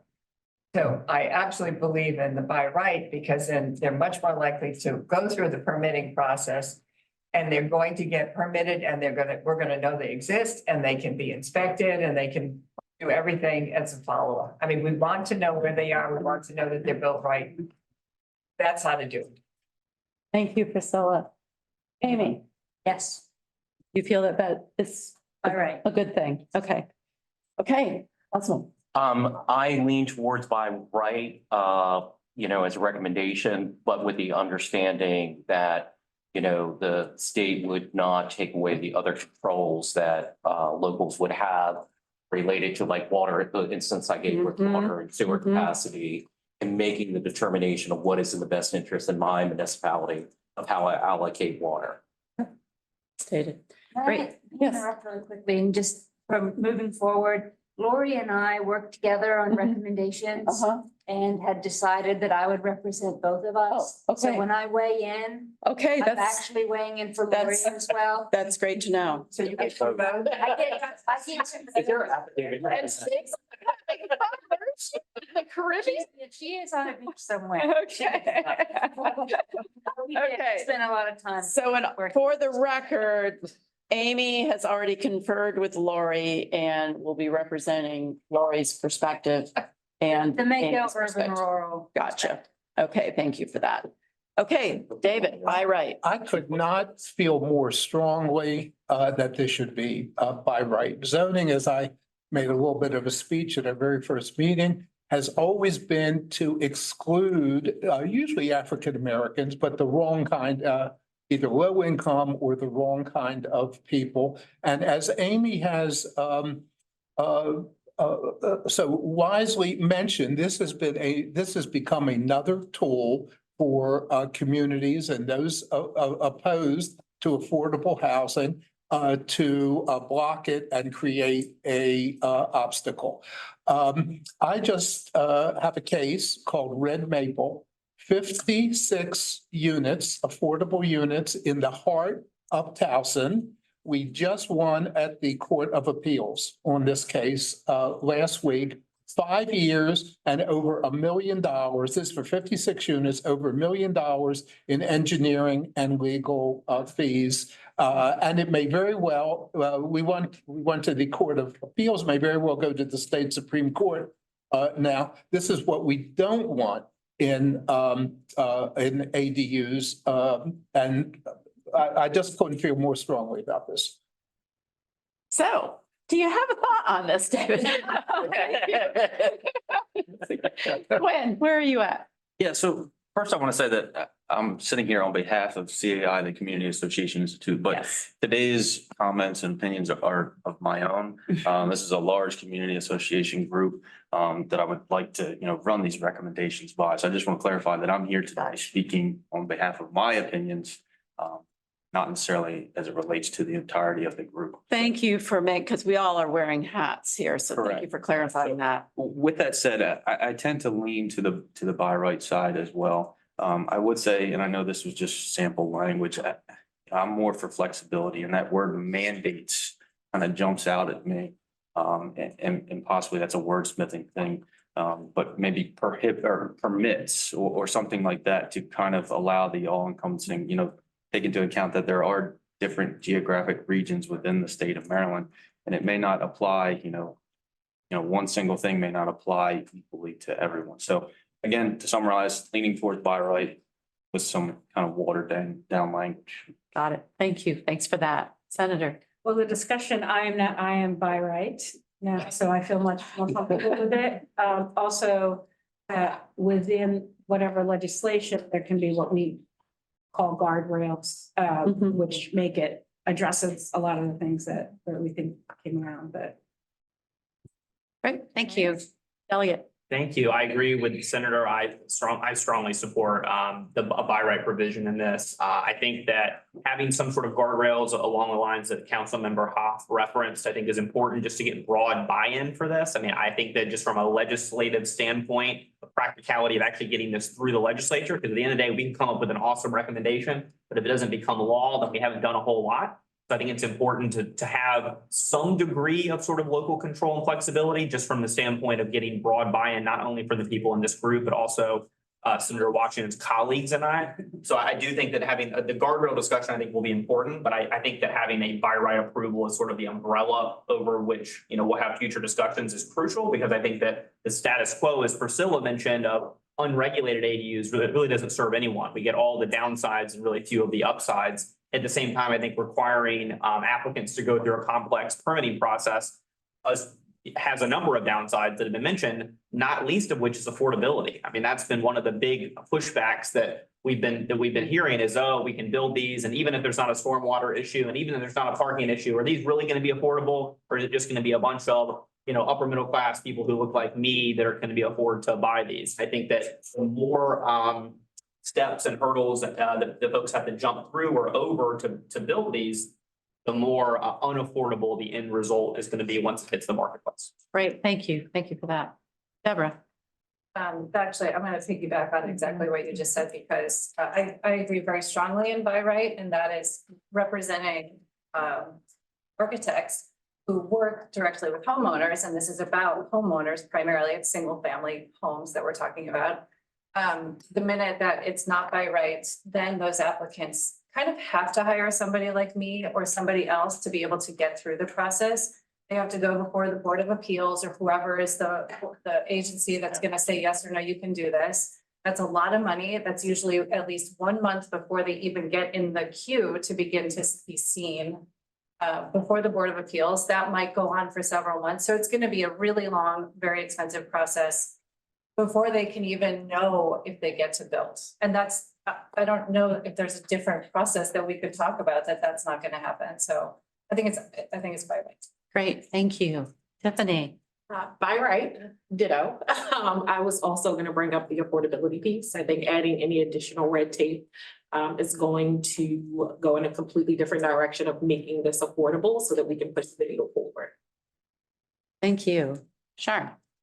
So again, just echoing my colleagues, affordability. So yes, by right. And then just again, thinking about the practicality, right? So when it actually comes down to the people we serve, again, just echoing what everyone else has said. Great, thanks so much. Jennifer? Thank you. By right, and again, as several have stated, echoing everyone. The concern is exclusionary zone the unintended consequences, which I think I've been saying from day one of making sure we are aware of the unintended consequences of taking away the affordability, putting in place exclusionary practices. I really like what Delegate said of the umbrella, because I actually wrote down umbrella policy for existing process as really looking at what this is, and those are the guardrails a bit. And then the other thing is just something I keep coming back to, and I feel like we really heard through all of the research, is keeping it simple. And that's been echoed around, but what can we do to keep it simple so you don't have to, and I love this, you don't have to hire all of us to do this. However, I know what we mostly charge per hour, so. Great, Thank you. Okay, so that's what we're gonna keep doing. Does this feel good? Everybody's getting information as they go, and we're just gonna move it along. That first one took a little bit of extra time, but I wanted to get specific to the by right aspect of what we kind of threw out there in front of you. Yes. What I'm hearing is that everybody's okay with giving me more work, second part of this recommendation? Yes. Okay. Yeah. The second thing is that, like, I have to go back and listen. Yeah, we can address. Yeah, Well, I meant that mostly as a joke. We know we're gonna be continuing to work on it, just Yeah. nobody said anything about this second part, so. No, I really wanted to focus on the by right as we did the go around, so the rest of it, we can handle, I think. I'm sorry, if you wanted to say more, I would just. Well, I was just gonna briefly say, I mean, I think that we're probably gonna be asking the state agencies to do a lot of work around this. And I do hope that at least this piece, because we're recommending by right, will involve less work than some of the other pieces. Yeah. Because I think that if we went in some other direction, that would involve more technical assistance. Like the idea of simplicity and standardization of by right is that hopefully this, of all the things we're gonna be talking about, is gonna be the least amount of a lift on our overworked and hardworking, but overworked and understaffed agencies. Thank you for that recognition. I want to say one other thing though. So I'm the one that is I'm gonna be going back and listening with my colleagues and figuring out how to recraft this into a priority recommendation. What I'm hearing, there's general agreement with by right. There's still some disagreements on the language. So what I'm gonna propose is that maybe at least the first draft of what I write here will leave some of the fine tuning up to the legislative drafting process. You see what I'm saying? Like, this is a recommendation for legislation. This isn't the language that would go in legislation. Right. So instead of like maybe mandate and some of all these details, I'm putting up those here for discussion, but the actual recommendations in the report are going to lay out as part of the legislative drafting process, or the legislative process, some of these details we worked out. I'm just not going to say exactly that, that kind of flex. Yeah, and not to bog us down, Joe, but we're gonna move on, because basically what I heard, we would summarize into a recommendation, and we would note concerns related to bam, bam, bam. Okay, because I do think it's important, and that's why I wanted to do the go around, that we note with guardrails, some of which might be this, with concerns over bad actors, I think those are all going to be part of it. But I know that if we try to figure it all out, we won't get to the end of this. And so I want to try to keep us high right now. And we're going to move to the next one, which is, we go over to parking next, right? Yep, parking. So once again, we're just trying to get things moving. And this has been a hot topic. We know it really varies based on location, whether you're near transit carpooling, if you walk to work, or in a rural area where you have to drive, and you have 2, 3, 4, 5 car families sometimes. So hot topic, but you can see that there were some caveats suggested in there. Let's do as we did last time, open it up for some commentary and discussion first, and then we will do the round robin again of where you're all at. Anyone want to weigh in on this one? I just have one comment. Yes. I believe the governor's housing bill originally was a half mile, but got updated to 3/4. I'm wondering whether we should kind of match what is part of that housing bill. You know what I mean, and go to the 3/4 instead of the half mile. It's a thought. Because I know we probably came up with the half mile originally, because that was what was in the original draft of the housing bill.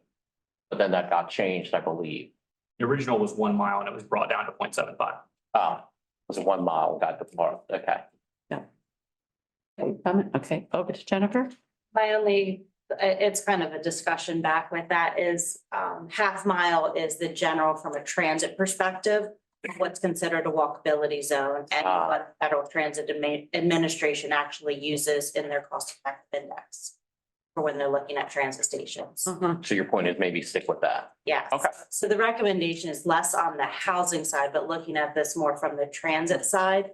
And that was, as Priscilla had said earlier, what Portland was, and as a city and what their parking was, they've got a system, a multimodal system in place. In Maryland, we don't have great systems yet. We have a great potential, but we don't have a truly multimodal network. So I think it should be considered more on the transit side. Just trying to encourage people to walk even the half mile. With your comment, I withdraw that suggestion. I get where you're coming from. Yeah, and I'm Okay. very familiar with that. Yeah, okay. Also in most standards.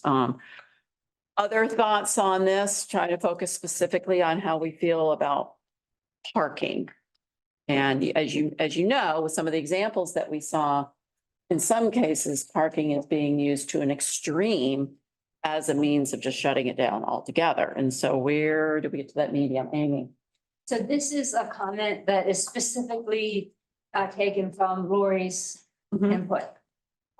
Because from a rural perspective, in general, we do require off-street parking, and in a lot of cases, it can be excessive. And we're looking at updating our parking standards anyway. So when Lori and I were talking through this issue, in an urban and suburban setting, her perspective that she wanted me to make clear was that not all transit-oriented communities actually can utilize the transit to complete and conduct all of their lifestyle businesses at the same time, and that there is a parking crisis in terms of there are within access to transit, there are still homeowners that have multiple vehicles. And that without an off-street parking requirement, there's a lot of on-street parking. And that is also a problem in terms of finding parking spaces and having access. So that perspective also should be reflected in the kind of recommendation that we're making relative to this type of adequate public facility, i.e. parking. Great, thank you, Amy and Lori. Is Lori's name tag there? Yes, it is. Okay, James. I'm gonna piggyback off of what the dual people said. The parking issue is paramount for the inner counties, the inner cities. Nothing is worse than having an elderly woman, homeowner call you and say, I've got to walk 2 blocks just to get to my house because my next door neighbor has 5 different service vehicles in and around because there isn't parking. It's very limited. And so for me, parking is paramount. I realize that some of these rural areas, not a big deal, but having those restrictions, per density and things of that nature, it keeps our streets clear. It allows us to have free and flowing parking. Great, thanks. Thanks, James. I'm going to go to Shard next and then you. So again, I'm new, so I'm not sure of, I'm sure that's a standard, but ensuring that, again, we're serving people with disabilities as well as folks that are aging in place. So as we're increasing the amount of housing that's available, density is also important, so there may not be as much parking available. So I don't know whether or not, I'm sure this has all been discussed previously, or maybe it's just assumed, but it's just something else to just kind of be mindful of, because everyone will not be able to take regular public transit, may not be able to, use the trains and things of that nature. They are using mobility, but just a variety of different types of folks. And echoing what this gentleman just said, of just being mindful of, of seniors. And because of my previous work, working with inclusionary housing, in Baltimore, this was a very big topic when we actually met with community members within urban areas and about the issues of them not being able to actually access parking and having to not go out of their homes because they have to have transportation for people to come and help them to pick them up and take them back and forth from parking spots. So I'm just adding that particular component because I know we're talking about legislation and state, but also I want us to also be mindful of the people we're serving and the practicality of what we're talking about. How will this actually happen when, if we make these recommendations and these laws actually take place? You're doing a great job jumping in the middle of all of that. So thank you, David. Oops. Priscilla. I have a question. Yes. Is it, how does one get handicap street parking? Like if I were to put an ADU in front of my house and want to have a handicap spot on the street, is that doable or is it only related to businesses and parking lots? You have to apply, but I'll let James go ahead and. So real quickly, in most towns, you generally have to go through your town council and indicate that you are in need of a handicap parking. Generally, that piggybacks off of the state, because remember, handicap sticker actually comes from. I'm sorry, handicap is no longer accessible parking space. I just want to put that. Oh, Because of public. thank you, thank you. Accessible parking space or just not to keep saying handicap, just because I know we're in a public forum. So I really appreciate that, and we'll be mindful of that in the report. So thank you for weighing in on that. I'm sorry. Thank you. So you have to apply for it. The state has to grant it to you, and then you have to come to the town to make a pitch to have it. In certain situations, we have individuals that, for the sake of ease, would rather park on the street than park in their own driveway because it's easier. So the council can vote yay or nay on your parking. So you could have a sign out in front of your house saying accessible parking only. So then the people who live in that dwelling would have that. I mean, it just seems that if there are solutions to these problems, we should be using those solutions, not putting them in the legislation. For me, this is really, really, really wordy. I mean. Yeah, it is. I mean, and to Getting Joe's, back in fairness to Joe, we literally are on the phone at the end of the day yesterday, and I was saying, Joe, I really think we need to at least put something in front of people. Yeah. So this was sort of just So my a way opinion of is getting some thoughts out there. less is more. Okay. Okay, great. So Priscilla, over to David, and then we're gonna do our round of Jennifer, and then we'll do a round robin. This might be a little too far out of the box, but sort of following up on that, I wonder if we can't shift the burden of this around and say something to the fact, ADU, you should not require additional parking for ADUs unless it could be shown that there isn't sufficient on-street parking, or it isn't, there's no public transit or whatever. Let's take the same idea, but shift the emphasis. I like. Great, thank you. One last comment, and then we'll do a round robin. One comment, and it's a challenge. I mean, all of this is a challenge of what's that correct balance. But a lot of what we've talked about is the existing concerns which need to be addressed. But looking to the future, as I said earlier, Maryland is not a transit, does not have a strong transit network throughout the entire region. We've got different components of transit. There's some extent of what we can say now that will help build that as well. So as you look at, Frederick and heading out that way, where places where there's MARC, where there's metro connections, and you can see that people are relocating to those areas. So there's that balance of how do we solve existing concerns and not create stronger problems from the existing condition, but also being mindful that if we want to see a better multimodal network throughout the state, we need to have things in place that promote a better multimodal network as well. Great, thank you for that. As someone who very much wants to reduce VMTs, vehicle miles traveled in the state. Okay, we're gonna do a round robin, and I want to keep in mind, these are thoughts, but draw from everything we've heard on parking. As you know, and so there's also the reference to the setback area. Can that be used? There's reference to, keeping it simple. Should it be off street? We've had a lot of information at us and a lot of discussion on parking. So I'm going to ask for a round robin, and I would really like you once again to just It's not necessarily yes or no for what I see here, but here's how I feel about parking. And I am gonna start with Councilman Dan over here in terms of how should we handle parking? Should there be any kind of requirements or not, or where and how?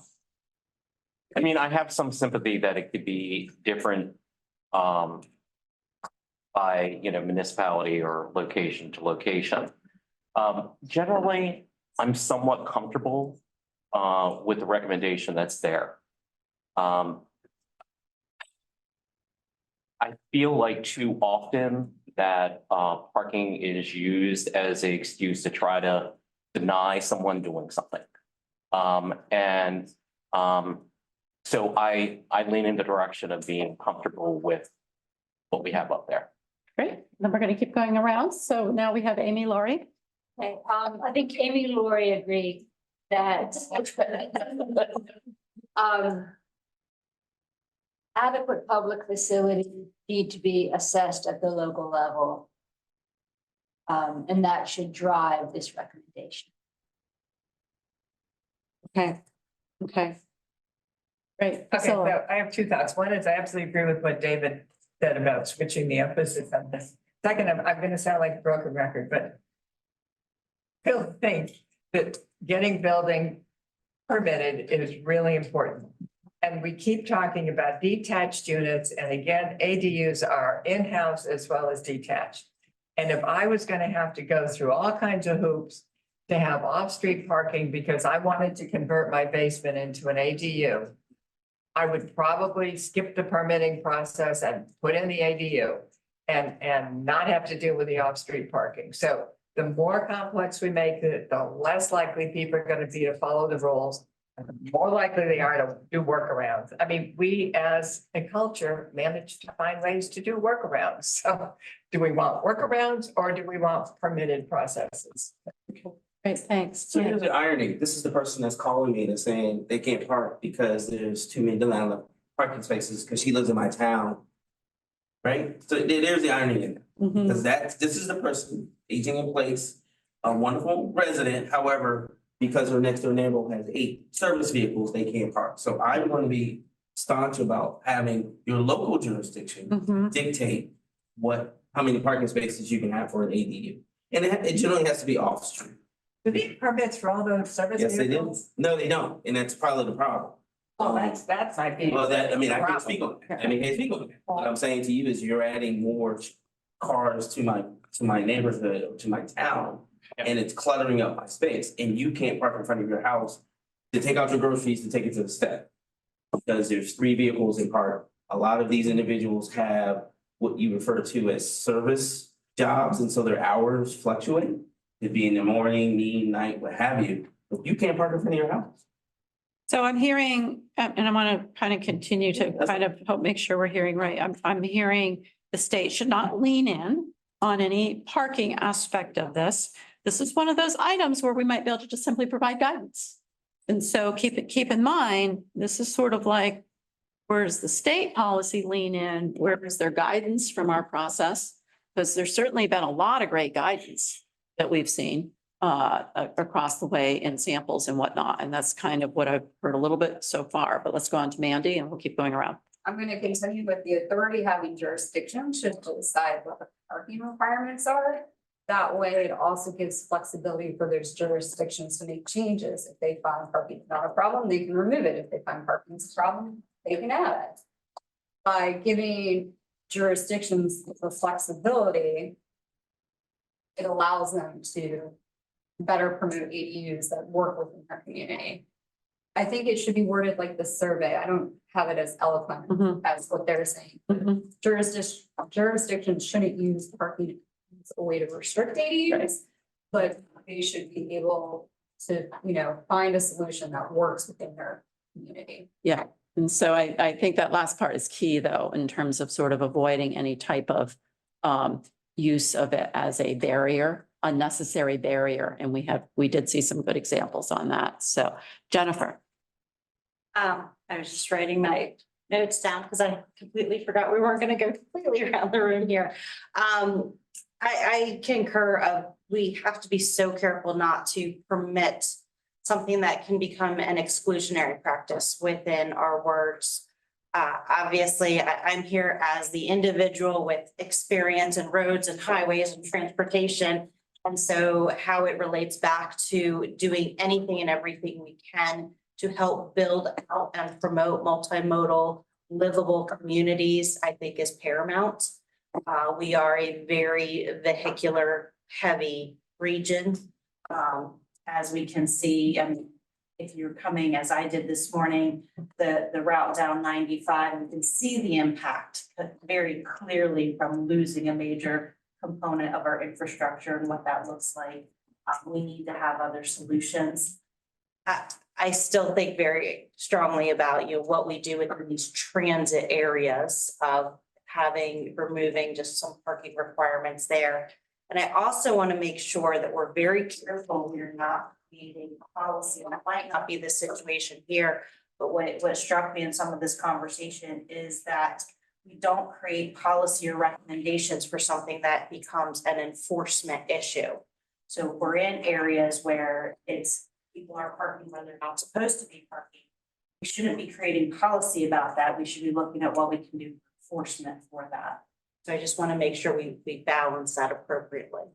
But in all, I'm in favor of doing what we can to reduce parking requirements in transit sensitive areas, transit zones. Got it. Thank you. Shard. This one, I'm just, I know I don't have an answer, but I would just defer just because I don't know enough about it and I don't know what our position is as an agency. Right. Thank you. Stephanie.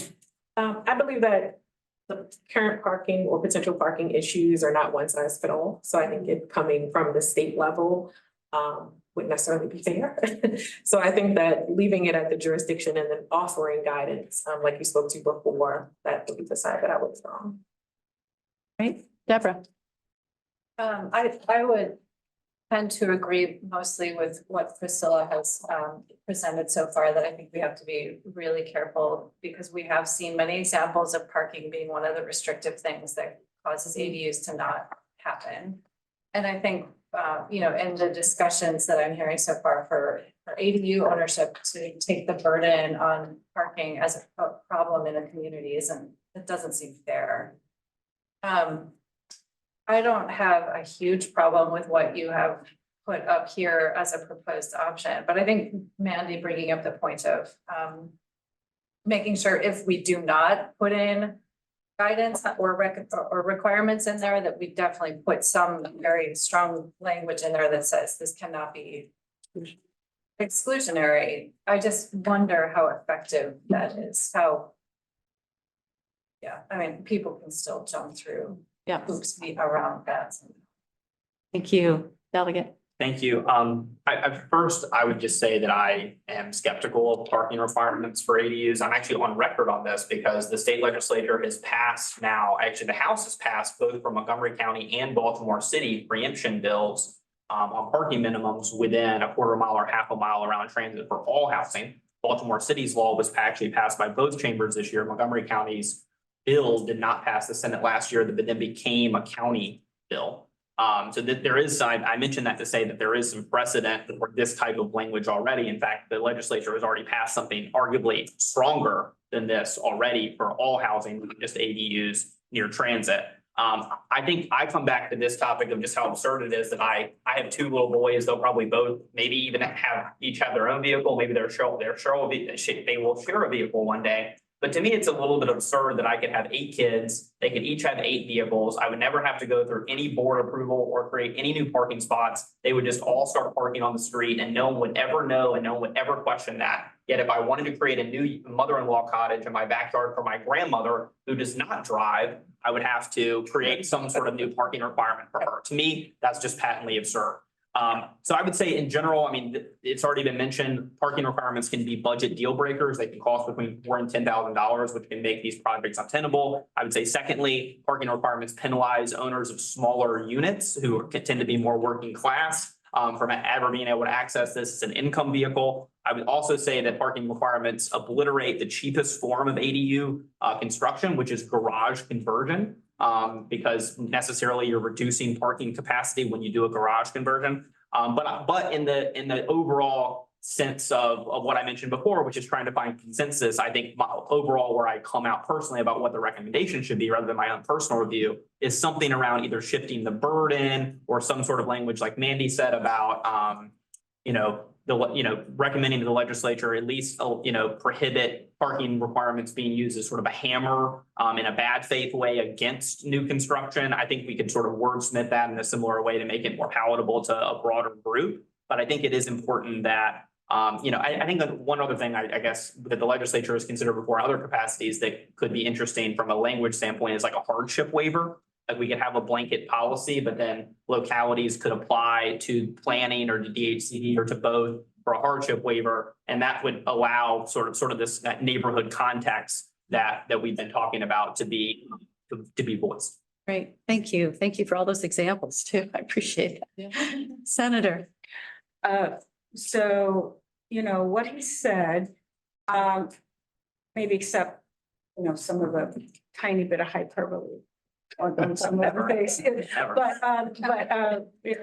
But this might therefore come into the category of some guidance and regulations, because I do think it's going to be an extended discussion. I definitely think we should not, in this document, recommend to the legislature specific language for what the regulation should be or the requirements should be, but that we could strongly recommend that we pay attention to it.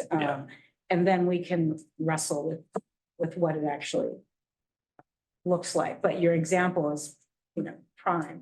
And then also the example of if you have someone violating local law, that shouldn't be a reason for us not to do what we know, what we should do when it comes to this. So. Tough one. Okay, Quinn.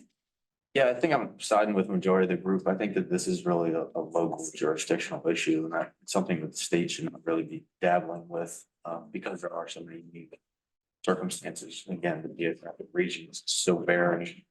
So again, I think it should be a local jurisdictional issue. Great, thank you. David, last word here. No.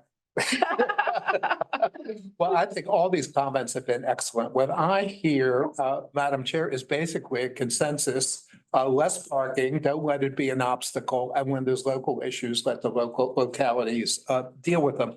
But I have a point of order, if I may. And that is the other issue that I feel the most strongly about is that ADU shouldn't count against the zoning density. And I don't see that anywhere on our discussion list for today. Maybe I'm misreading it somehow.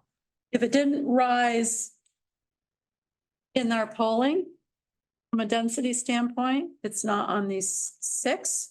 I think we're assuming to a degree the by right would. Well, if take you that into have 2 consideration. units to the acre, 5 units to the acre, I wouldn't want to see a 500 square foot ADU, a garage conversion count against that. And I would like that discussed I somewhere. think we can pull that into the next box there. Okay. To a degree. So, okay, so I think David summarized it quite a bit. I was hearing a lot of consensus towards local jurisdictions need to address this. However, not to the extent that they become exclusionary and use it basically as a way of preempting. There is a need for guidance in terms of sort of what we've learned, because I'm also hearing that some of the problem has nothing to do with ADU. It has to do with the fact that there's already a parking issue. So let's not put it on the back of this particular situation. And so I think you all did a great job of actually picking up on all of those things that we've heard across the way. And that's where I feel like we can craft something on this one. But it sounds like it will be more in the form of guidance. And I do think that there is an aspect of it for potentially the legislator can consider in terms of sort of how do we ensure that it doesn't become something that is used, what I think of as a stick and exclusionary. So I think we do need to make sure that that's there. Okay, next one. Okay, so law and design requirements. This to Dan's earlier point about principal structure. We are in this particular instance focused on how this relates to the principal structure already on the site, not to what zoning may already say regarding accessory structures. And so we're trying to look at it specifically in that relationship, because we said we didn't want to have something that would be a higher burden than what might already be allowed for in the zoning. So that was the issue there. So we've got something to just react to here. Well, I think there are two issues. Almost every Euclidean zone will say you can only have one family in a structure. So as to the principal structure, that needs to be changed. I think Dan is absolutely right. As to ADUs that are, on the lot, it ought to be the same zoning as the accessory uses. Okay, other comments, reactions to this one? And it doesn't have to be specific to what's said there, but just lot design requirements, how they relate. Yes, Delegate. I think this one's relatively easy because there's some existing law that we just passed in HB 538, the governor's zoning bill, for lack of a better phrase, which basically says that local jurisdictions can't use unreasonable requirements around lot size or setbacks or design requirements to essentially, in bad faith, try to subvert the provisions of the law. To me, that seems what's most appropriate here. I get a little bit, sort of in contradiction to what I've said in this meeting up to this point. I get a little bit worried about sort of stepping on local control here and getting that level of technical and detail. And I think probably the better thing to do in this area is sort of what we just did a couple of weeks ago, which would just kind of broadly say if locals are unreasonable and they're basically adopting setback and lot and bulk requirements as a way to try to sidestep any other laws that we passed on ADUs or that we're trying to pass on ADUs, that's prohibited, but otherwise they can have their local control. Yeah, thank you. And I do think that language that ended up in 538 was actually kind of really is great to make that point. Other comments before we do a quick go around? Yes, Deborah. It just seems to me that maybe this is too different. It might be broken out into two different discussions. And one is saying how I'm reading that is that's not more restrictive than those for principal dwellings. And the example that comes to mind is if we're in an architecturally significant neighborhood, you can restrict what's built based on that architectural significance of that area, but not necessarily in another area. You can't say because you live in a split level, you have to design a split level ADU, whatever. So that is one issue that I think is totally distinctly different from an accessory dwelling, an accessory structure. And the setback and height requirements for an accessory structure, because I then also read that and say, oh, that means I can build my ADU up to 35 feet high, like my principal dwelling unit. But it also has to have 10-foot setbacks on the side and a 25-foot setback from the rear, and that will automatically kick out of the running 95% of ADUs. So I think, to me, those should be two distinctly separate. If we make recommendations on it, two distinctly separate recommendations. And Deborah, just so I make sure I'm following you, the separate in terms of its relationship to what's on the books for accessory units, not dwelling, but accessory structures Right. Well, so versus what might be on the books for the principal dwelling. are we making a recommendation that these can follow accessory structure zoning guide? So yes, I think that's it. Are we making a recommendation that these follow the guidelines for accessory structures? I think that's the point I want to put out there for folks. So we'll just make that clarification Yeah. that there may be a different way of handling this, and that would be referencing accessory structures versus referencing back to the principal structure. And I think that's something everyone to consider. So it doesn't have to be two different things. Exactly. Just slightly Yes. differently. Okay, let's do a quick round robin on this one. And with some of those kinds of points being made, where are we at in terms of how we might provide a recommendation around lot and design requirements? I think let's just take same as principal structure off for the moment. What would we want to say about lot and design requirements and any recommendations? And I think I'm going to start to my left this time with David. I think I've said everything I need to say on this one. Okay, can you please just summarize that for the record? What I think ought to be included here is that your ADU should not count against your other wise density. And I think that I think there's a consensus that an ADU, a separate ADU on the lot somewhere should follow the zoning setbacks and other requirements related to any accessory structure. And I would not forget, I've said it before, but a principal structure almost always is one single family, a unit, and that would need to be changed because that's the whole point. We're trying to gentrify and having multiple possible units in there. Got it. Thank you. Quinn. Yeah, real quick, I would just agree with Delegate Stewart's comments, and I think this is more of a local jurisdiction issue as well, to the extent they're not unreasonable restrictions. Got it. Thank you. Senator? Same? Okay, Same. you said it. Okay. I just had a new thought about it, that the separate dwelling unit as opposed to the attached dwelling unit, we treat it differently, because an attached dwelling unit should have the same. It should be related to the house and have the same setbacks, but the detached would be the accessory. So I feel like that's probably an important. Yeah, it is. Thank How you for about an bringing that up. attached garage, Deborah? What An would you? attached garage, Attached garage, is that an accessory use or does that go with the principal use? for setback requirements, it's principal. Okay, It still requires. then it should be the Because same. it's Okay. attached. Yeah, yeah. Tiffany? I was gonna say something similar, that I do think they should be separate, and treated separate, but also at the jurisdiction level as well.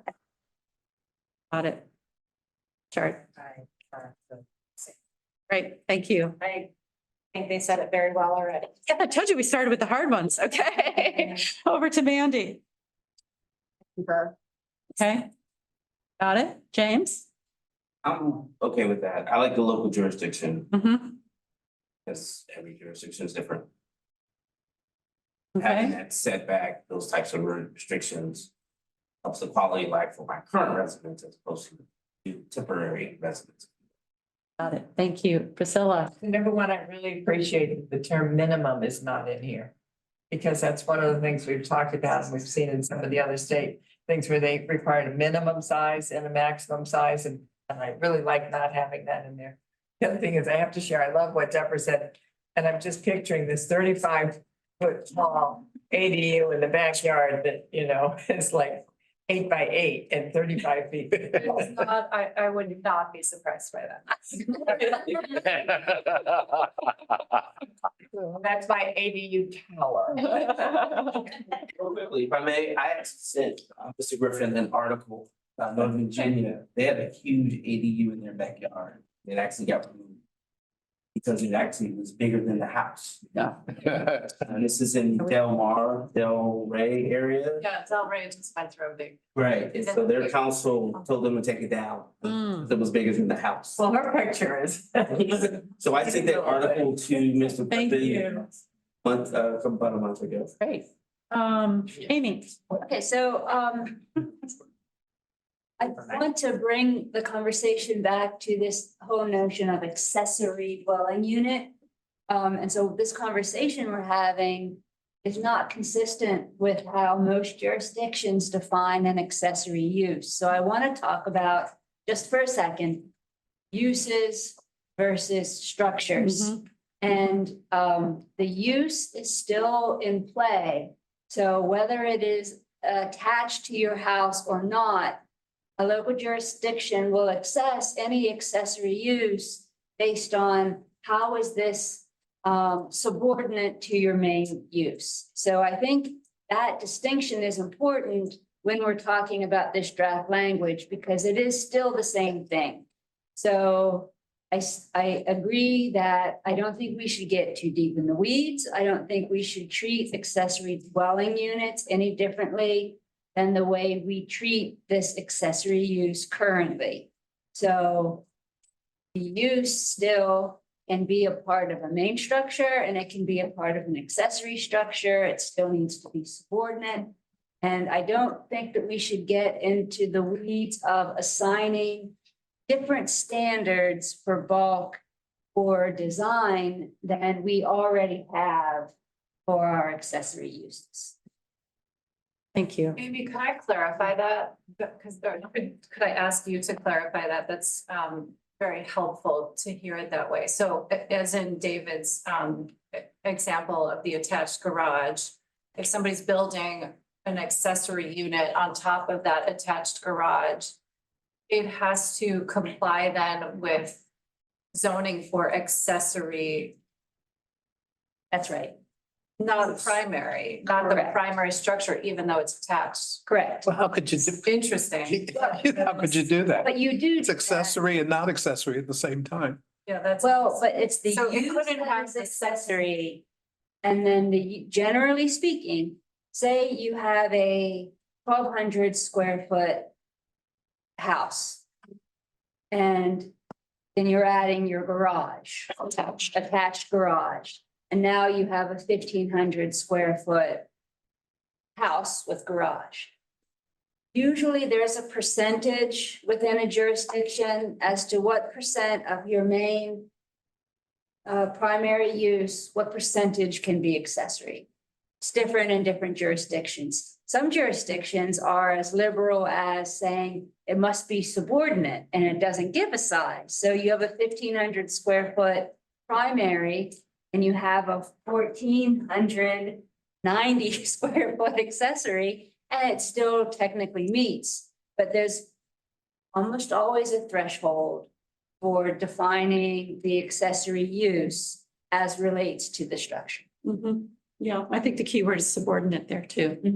Could I just jump in? I think the issue was if you have a house and it's got a garage, the setback is whatever it is for the principal use. If you then put a ADU above the garage, then it should be the same setback as the principal use and not an accessory use. But you- If it's in the backyard, It still separate. wouldn't be, I think, because it's still your But house. it should be the setback for the principal use. I agree. Yeah, right. Yeah, I think Yeah, we're. talking I the agree, same but there's a distinct, we are, if you're in the backyard, then it would be an accessory use, you'd use the setbacks for that. Yeah. So the best example is the side yard setbacks, right? For a detached garage, you can get that, you know, in some cases up to 1 foot from the property line. If it's a detached garage, with an accessory structure above it, that can be 1 foot from the property line. You now have fire rating issues that you didn't have before. Well, sort of, but if it's an attached garage, that cannot be within 1 foot of the property line. So That's correct. That's the. Okay, and so we have a distinction on Right. when it's accessory and when it's So principal. this is a great conversation. It is getting into the weeds Sorry. a little bit, but I think it's creating a lot of clarity for everyone because there are different scenarios. Thus the reason for guidance. Because I think there are different, clearly, as we've just discussed, a lot of different scenarios here. But what I'm hearing, and I want Councilman Dan to weigh in, because I want to close our round robin, but I do think generally there was some overall support that this is something within local jurisdictions. They should use their existing whatever's on the books. But we would want to ensure that there was no exclusionary. That's what I've been hearing so far. But Councilman, where are you at with that? So if it's attached to the house or part of the house, it should be following whatever the setbacks are for the, the primary, like we discussed. And somebody can always apply for a variance for that. They would have to go to their BZA, just like they would if they were adding a garage, an attached garage. And they were outside, they couldn't meet the setback. So that's always an option for somebody. If it's like in the backyard, or over the old carriage house that I described, it should be following the setbacks for accessory structures. I feel strongly about that. The only caveat with that, I would say, is if I had somebody that wanted to build a giant ADU in their backyard, I might kind of feel a little bit different about them following what would be typical for accessory structure. Though there might be already provisions as far as taking up too much of the impervious space that you wouldn't be able to do it anyway. But, you know, what I don't want to see, I don't like the idea of ADUs that are somehow not subordinate to the primary structure. If I have a 2,000 square foot home on my lot, the idea that I would have a 18,000 square foot or 1,800 square foot ADU, it just feels weird. So I think that's one thing that I think we need to, that people should keep in mind when you're developing an ADU ordinance, is that percentage calculation. Because I feel like an ADU, by very definition, should always be accessory or subordinate to the primary. Otherwise, it's gonna look odd. So in terms of guidance, I think we've heard a lot of guidance here of things that we want to make sure that people take into consideration as we, put together this report. But I do feel generally there was support for the notion that this is something that should stay within the locals to the extent use of the great language that the delegate pointed us towards, it doesn't become an obstruction. Purposeful one, and language around that. So great. Okay. Time wise, we're getting there. We have 3 more to get through. We have public comment at 1 o'clock. So, everybody good to keep going? Get through these other 3. What time do you want us to eat? Well, we could do one at a time. Food is. Let's take a poll. It's always important. How many would like to take 5-minute, grab your lunch, and we do a working lunch and keep going? That's a Does great that seem idea. reasonable with everyone? Yes. Okay, let's do that. And then we'll move into restrictive covenants next. Sorry, I'm just cracking the whip here. So what are our options back here? Does anyone know? What do we got? It's veggie, tuna, grilled avocado, and then. There are veggie options, is the important thing, and tuna. Yes. Don't navigate my mind. Can we? You're doing a fine job of being. Yeah,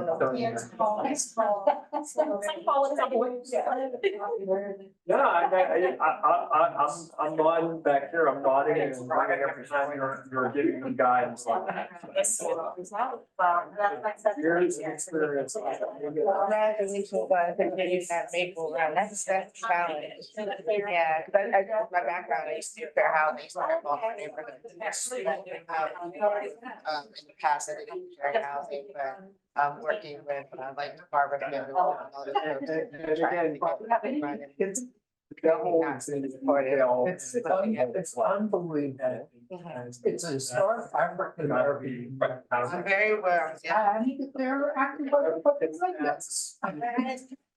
It's unbelievable. You're talking about red. Yeah. They're also building it on top of the. All about. Yeah, that was a conservation area. Right, I heard about that. The area is watershed. We don't have enough of it. Yeah, figure out anything beyond. Finances. Don't have one, so, but I think, we'll find out. That there are jurisdictions that have. Yeah, and there's legislative purposes. So let's try to accommodate. There are certain jurisdictions that may not.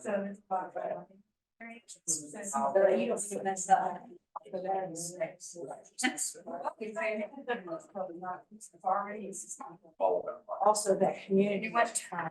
For years, so first 1964, there was.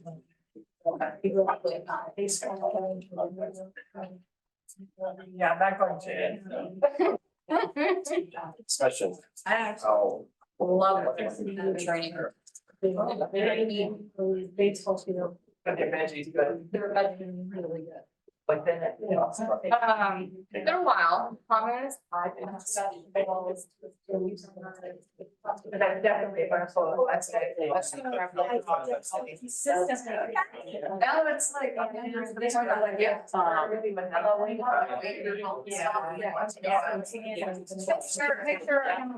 Later, going.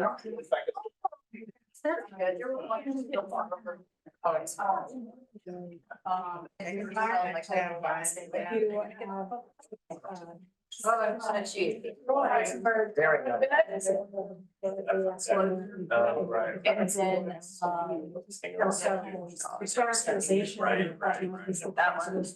a hard one to break. Much turkey? No, too much, man. Oh, Yeah. break it off.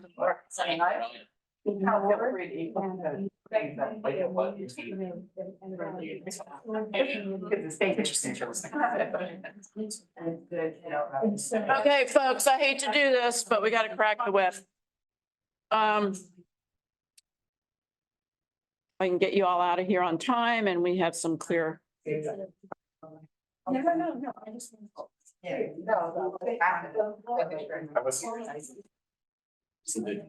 Okay. You advance,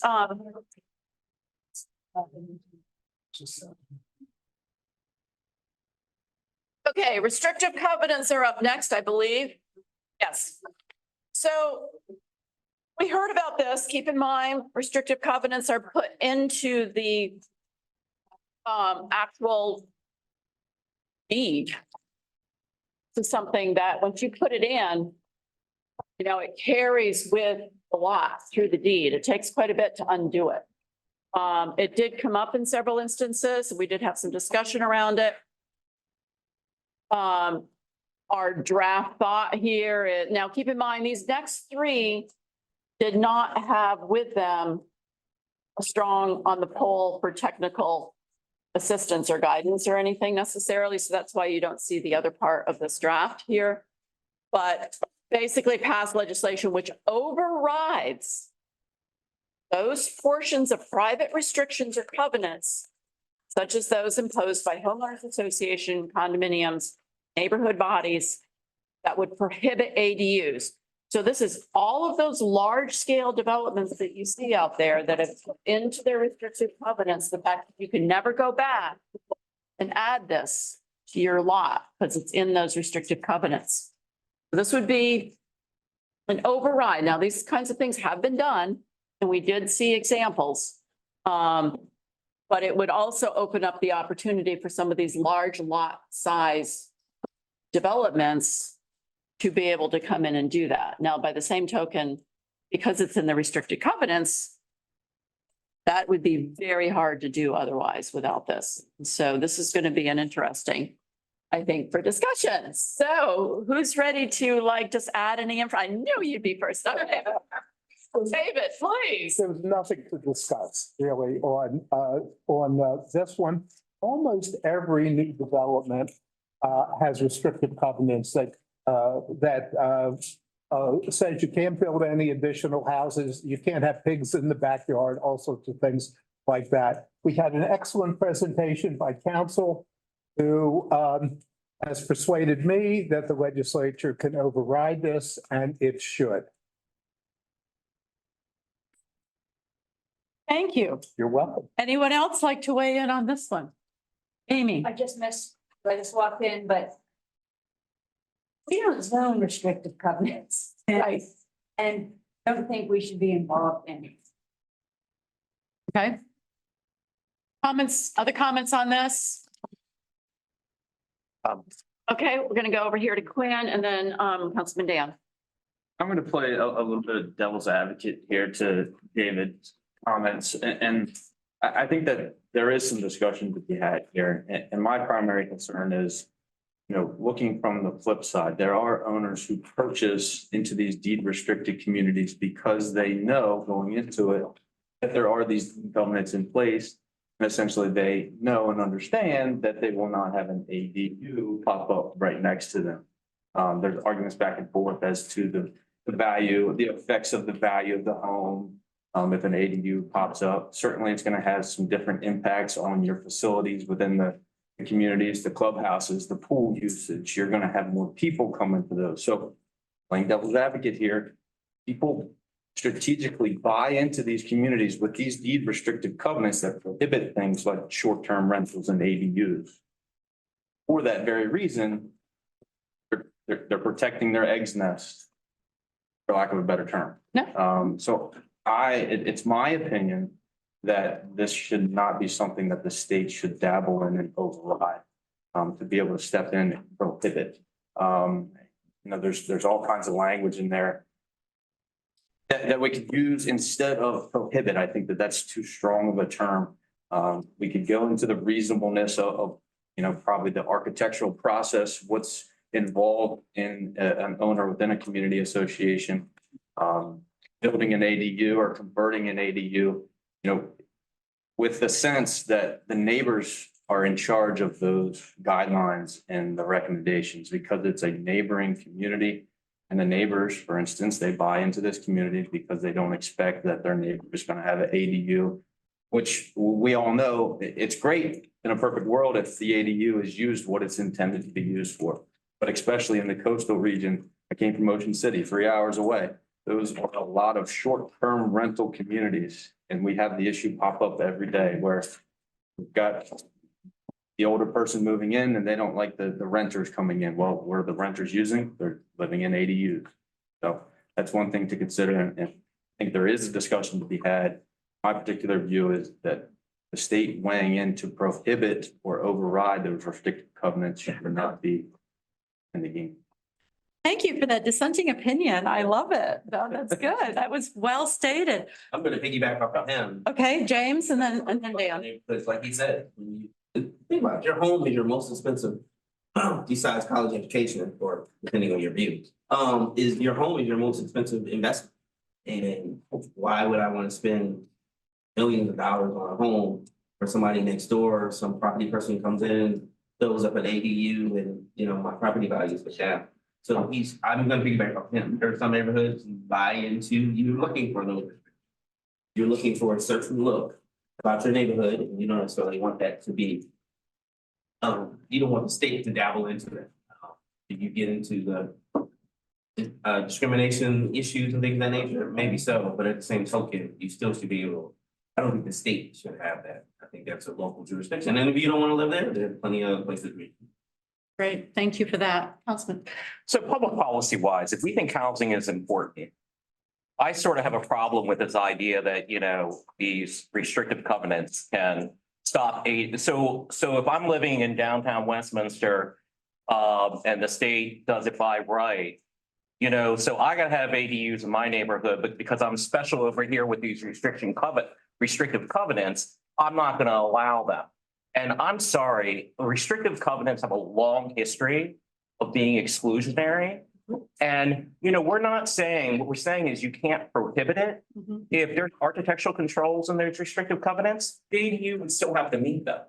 I think that there's going to be if housing is really important to the state, which it is, there is a public policy interest in not having these vast swaths of the area not allow ADUs.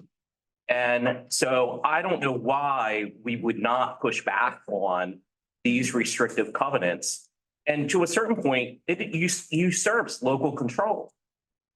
It usurps my local control. If I'm in Westminster, if there's certain communities that, we won't allow ADUs. And then what's to stop if this ADU ordinance passed? For me, I'll form my own homeowners association in my community, have everyone signed up and exclude ADUs.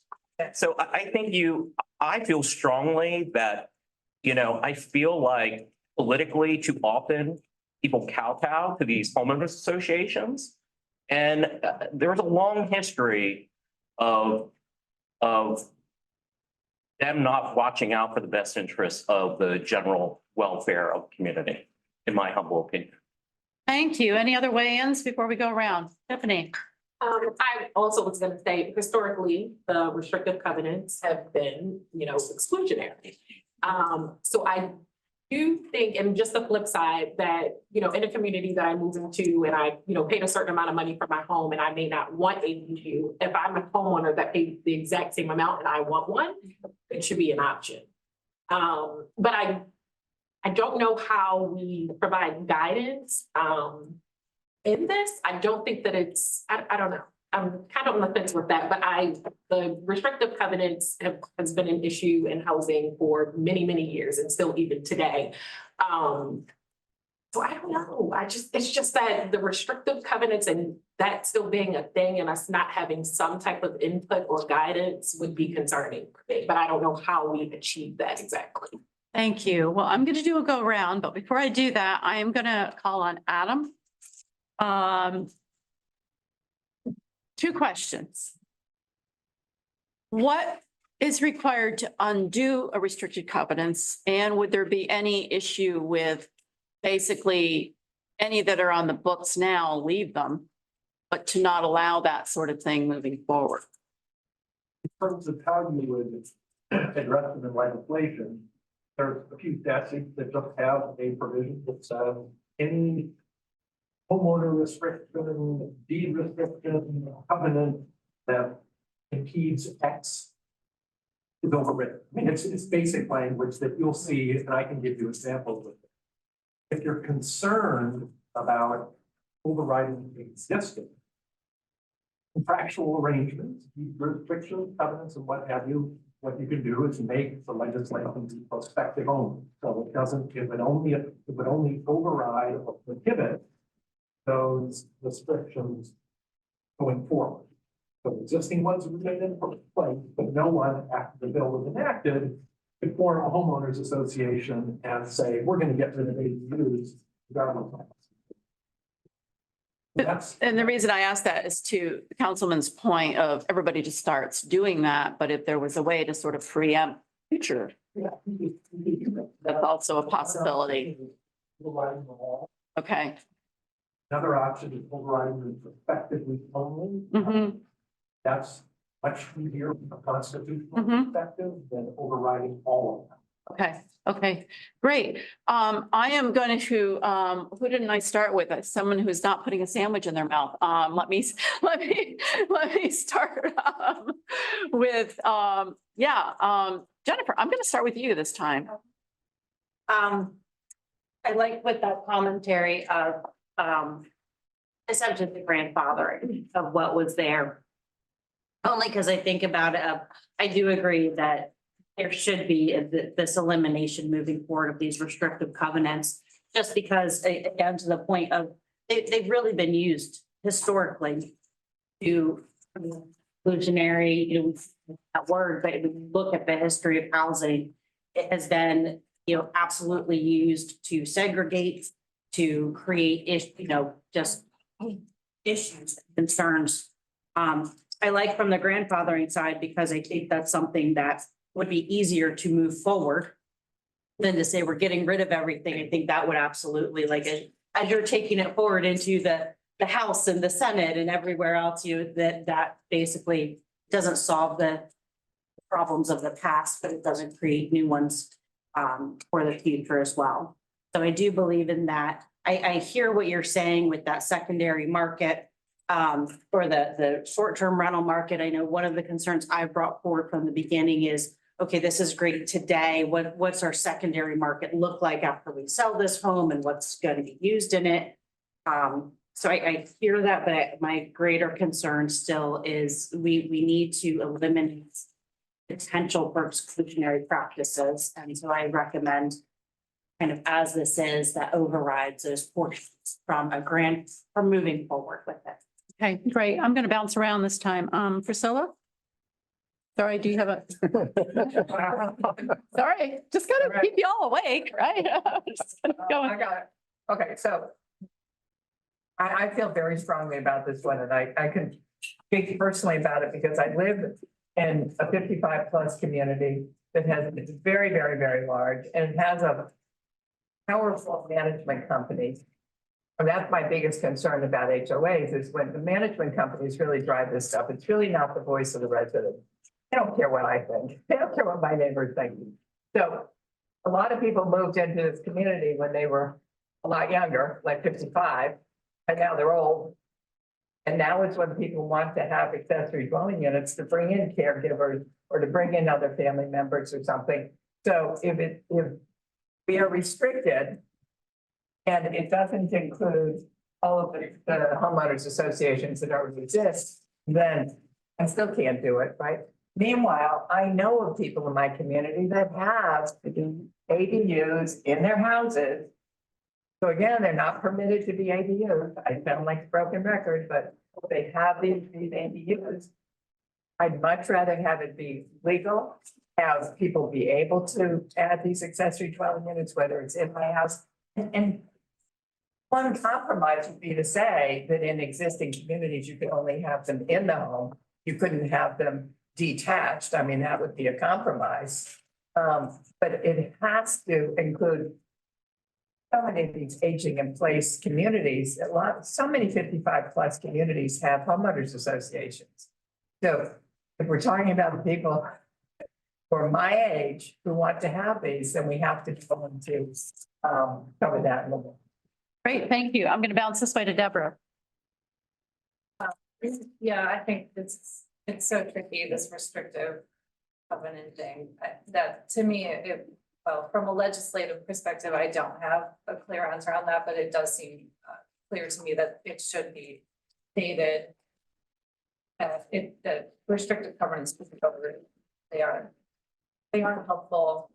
They aren't doing anything beneficial in the future. I know that people want to live certain ways, but that's always true everywhere, and new ways of living will be carved out. Great, thank you. Over to James. Unfortunately, while I'm not a big fan of it, I understand why they exist and it's what they make my life. And I'm a town administrator. My job is not to worry about whether or not everyone is achieve affordable housing. My job is to make sure your quality of life, whether you're new, old, or what have you, your quality of life is the same as the next door neighbor.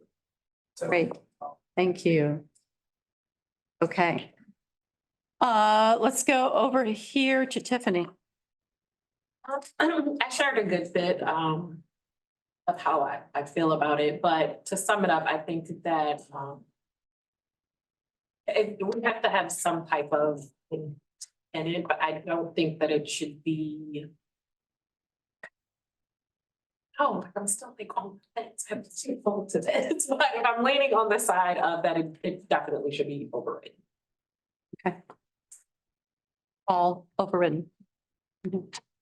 Okay, Amy Laurie. Amy Laurie discussed this and but if we're representing local governance, then there really isn't a role for us and don't really have an opinion on this legislative piece as long, because we shouldn't be touching it, along with some of the other topics that I know will be coming up that go beyond our local authority. We don't want that local authority, but I think philosophically, we will agree with the comments that have. Thank you. Shard? When it's environmental, I don't think of in my role at DOD, Shard's opinion might be different. So it's in DOD, I think again that I'm just gonna defer to the group, because I have more questions that you guys have already been through all of this about how do you define restrictive covenants, or we just talking about like a Bully Rock in Hartford County that is an exclusive community, or someone brought up a senior community, and so each of those situations have the laws that may pertain to them and all of that. Don't know the answer to those questions. So I'm just gonna defer. Thank you. Mandy? Speaking for the Maryland Coalition of Interior Designers, we are neither for nor against. If I was to speak personally, I live in an HOA community that does not allow accessory dwelling units, and I can tell you there are legal accessory dwelling units. I think it's a shame because these are occupants, these are people's homes, and they should meet the permit requirements for life safety and egress. But as the Maryland Coalition of Designers, we do not have. Okay, great. Okay, great. Councilman? So I feel very strongly about this. Some of the recommendations here are talking about overriding local control. Okay, and I'm councilman. But then our task force is going to be afraid to override HOAs and restrictive covenants. Are you kidding me?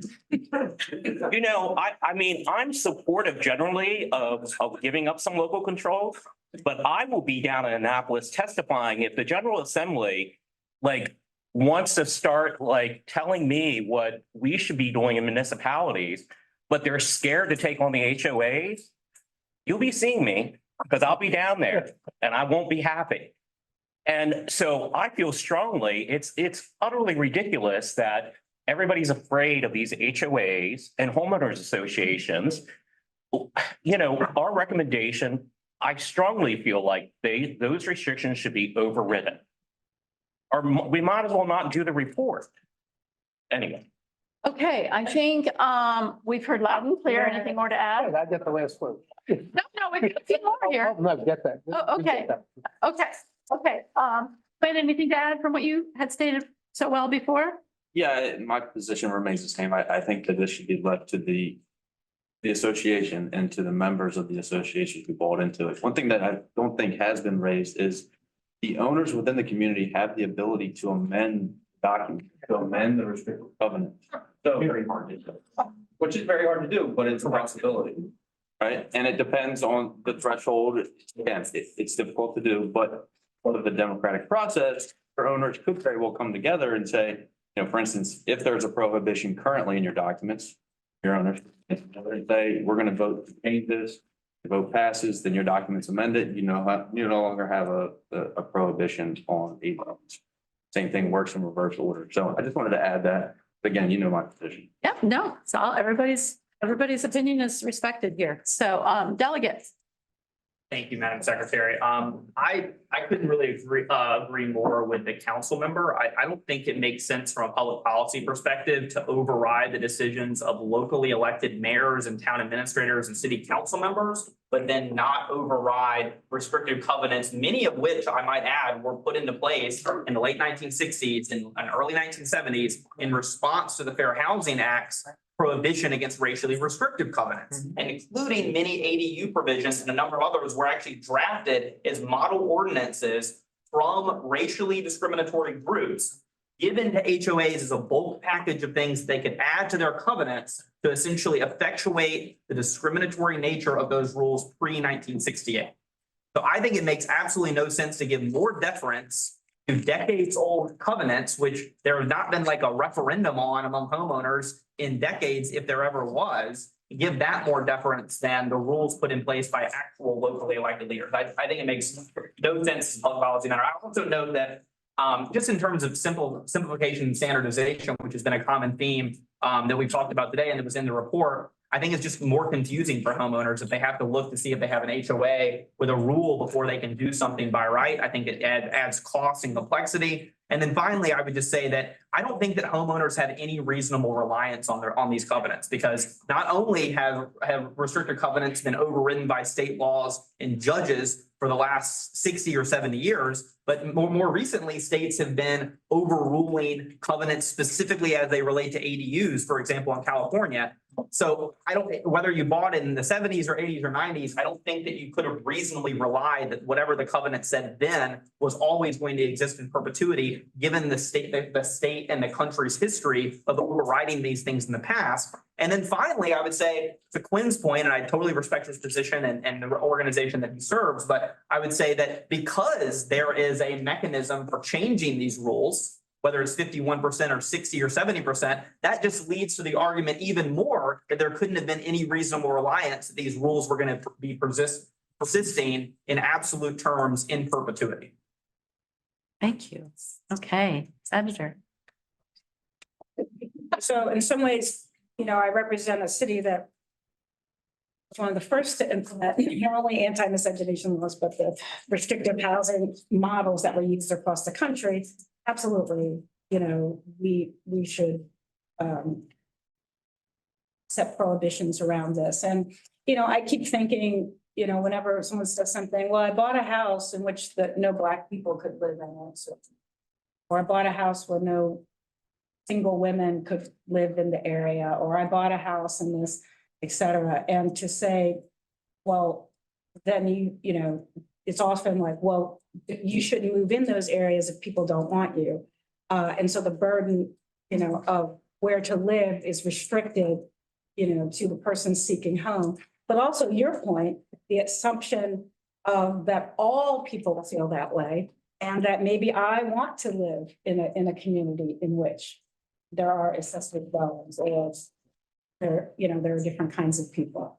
And so that silent minority is rarely brought into these conversations. So I want to interject that the loudest people are going to be the ones that don't want it often. And then, I'm a property owner, so I should also have something to say about it. But we have to look at how to get these and the way of doing it. We probably can't recommend in these, make a recommendation, but it's definitely part of our history that we need to undo and not allow. Thank Oh, and you. also just one more thing. We should not use the term grandfathered. That I know. was specifically, just so that folks know, it's not just a gender thing. It has to do with the enactment of the 15th amendment to the amendment to the Constitution, extending voting rights to African Americans and local jurisdictions, and states created laws that said you can only vote if your grandfather voted. In which case, if your grandfather was a slave, you couldn't vote, or if your grandfather was an immigrant from Ireland or Italy. So, grandfather is not, no, I was using it a lot myself until I learned a lot this year. What's the better term? You can say like, and actually, the council used appropriate, some of the, preempt, legacy, anything, but grandfather is a big no-no, not just gender police, but again, reinforces very much a history we don't want to, yeah, I just learned a lot this. I was saying. Thank you. This one second. Thanks. Okay. One quick final thought. I just want to come back to something Councilman Huff said. Almost every community built in the last 30 or 40 years has covenants. Almost every covenant prohibits ADUs, although they don't use that term. If the legislature doesn't override restrictive covenants, then the councilman is absolutely right. There's no sense even putting this report out because there won't be any ADUs. They'll be prohibited. It's fundamental. If you want ADUs, it's fundamental to override restrictive covenants. Thank you. Onward. We have 20 minutes before public comment. I think this dialogue, this discussion has just been fabulous. So we're going to keep it rolling. And we're going to go to impact fees next. We had a lot of information on this. As you all recall, impact fees can be quite onerous and create that affordability issue that we've all, I think, been mindful of. And so just as a opening thought, should pass legislation which prohibits, strong word there, jurisdictions from imposing impact fees as a requirement for ADU permitting approval, unless jurisdiction can document the impact fees are needed to ensure sufficient water and sewer capacity for drinking and wastewater. So there is a caveat proposed here. This is just a place to start the discussion, but it would be good if we could provide some recommendation around how to handle impact fees, which can be quite hefty and be a barrier to use. So anyone want to provide any commentary? And I'm going to keep it to a couple comments and then do a quick round robin so we can keep it moving here. Yes, Councilman. So I have complicated feelings here. I mean, generally, if I have a one-bedroom ADU, should that have to pay school impact fees? I don't think so, but are there occasions where, there might be in the best interest of the overall community to have some sort of fee, but it should not be near the fee of what it is for the principal dwelling, related to water and sewer. I think in our other conversations, we've talked about that the water and sewer should be coming off of the main, the main house. And if I were building an accessory garage and I was running a water line from my house out to the garage, I wouldn't have to pay an impact fee for that. So, but I get that maybe an ADU is obviously more intensive than a garage. So I don't know that I totally feel comfortable saying outright that, a governmental authority can't charge any fees related to an ADU.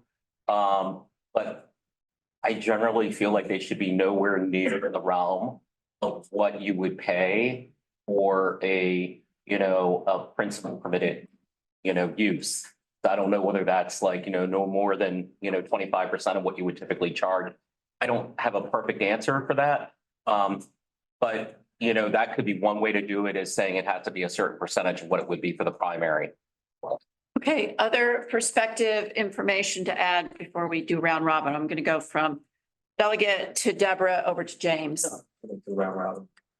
You're good. You're good with the round robin? Okay, so. I would, thank you, Madam Secretary. I would just say briefly, I feel the same way about this as I do the lot design requirements, which is that I think that as long as the fees aren't unreasonable, I think it's fine for locals to assess them. I think similarly to HB 538, we made the decision to allow impact fees in the context of the density bonuses that the governor's legislation promoted, but that they had to be reasonable. And I think that's appropriate here. I would also just note that impact fees and the waiver thereof allow a possible way that local jurisdictions could buy affordability along the same lines as we heard about earlier with the literature review with rent control. So in other words, if there was a reasonable impact fee assessed on ADUs as a sort of blanket statement, as a standard rule, local jurisdictions could have the flexibility, if we allowed them to have that flexibility, to waive impact fees in the situation where, for example, a homeowner wanted to rent out an ADU at a below market rate for a year or two. Great, thank you. Okay, I think, oh, sorry, Deborah, go ahead. My question. So impact fees means police, fire, schools, public utilities, roads, anything else, trash. Yeah. And that's different. That's an upfront fee to basically get your permitting approved versus the ongoing taxes you might pay. And that could vary by governmental authority to governmental authority, what they do with impact fee for. But just to kind of be thinking through the services that it's giving you, because the impact fee is considering an undeveloped lot. Now, all of a sudden, these services have to come to an undeveloped lot, but to come to a developed lot that's already been developed is a totally different scenario than an undeveloped. Impact fees can be like $50,000. Right. Which is.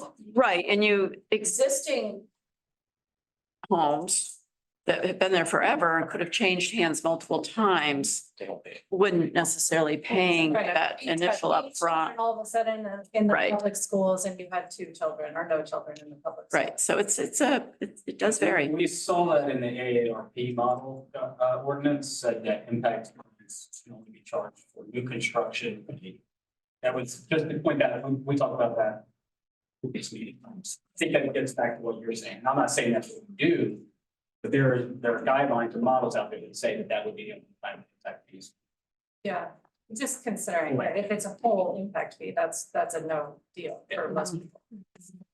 Yes, the cost barrier, yeah.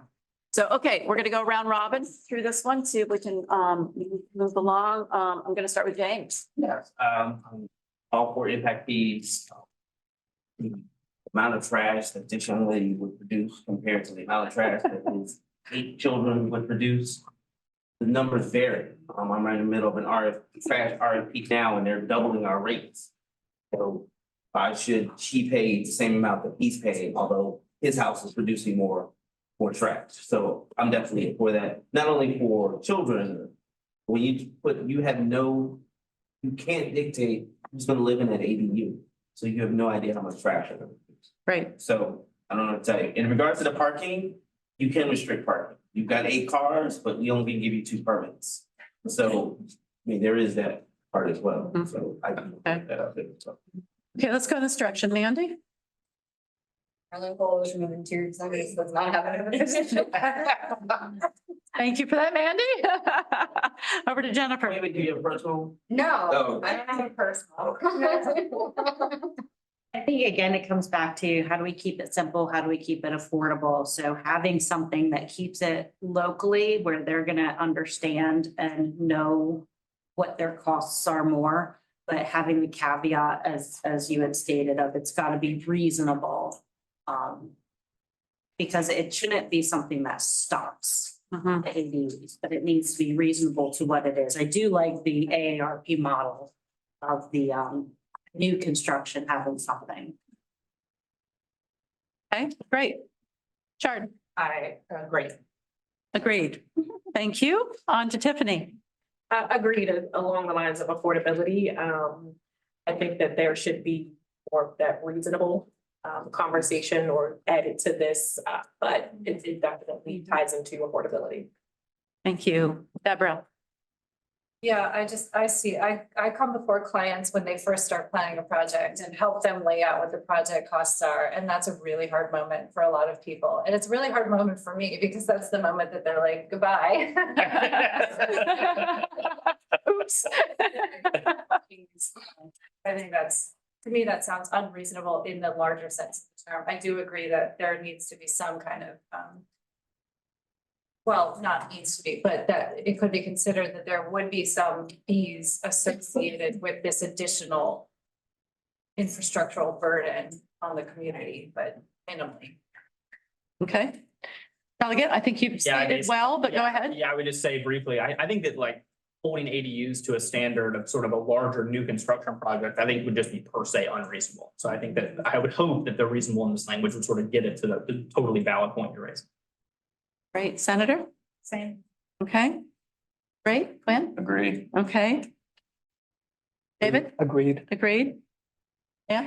So I'm going to add something here that I kind of hinted to it before is I think it needs to be very clear that it needs to be reasonable, but I'm not sure if you were doing state legislation, I think one could argue that maybe there should be some kind of cap.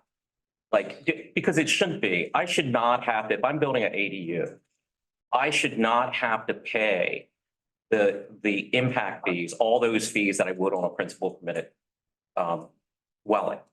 And if you just say reasonable, you know, let's say, you know, I'm Westminster and I go, well, hey, it's reasonable to me. You know what I mean? So I think that when something is being drafted, it might make sense to look at some kind of percentage cap as compared to what you would charge to a principal permitted dwelling, like no more than 50% of what you would charge a principal permitted dwelling. Because otherwise, I feel like you will have certain governmental authorities that don't want ADUs. It'd be like, oh, well, you have to pay the full fare. Mm-hmm. Okay. And so I think there needs to be some kind of percentage there. So some guardrails. Guardrails. Yes. Amy? I don't have much to add that hasn't already been said, only to make a few points, and that Lori and I talked about this, of course, and feel that local impact fees should be within the purview of the local government, and that most adequate public facilities and services need to be assessed, and some of those are beyond our control. So the impact fee is a part of that same philosophy in terms of why we feel that control should remain at the local level. But further to the point, if there's an impact fee ordinance or code within your ordinance, it likely has a gradated implementation figure already baked into it. So again, we're sort of trampling on a process that should already be established, and we're trying to reinvent the wheel for just one land use, one use, which is not the best way to try to implement anything. Further to the point, if we're really trying to get about affordable accessory units, most impact fee codes do incentivize affordable housing options. So again, okay, don't support this. We need to attack all this use as we would any other use that is consistent.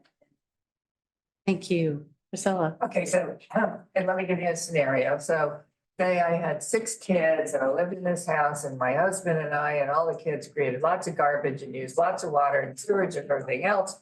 And now they've all moved away. My husband has died, and I'm going to build an ADU in the backyard to bring in a caretaker.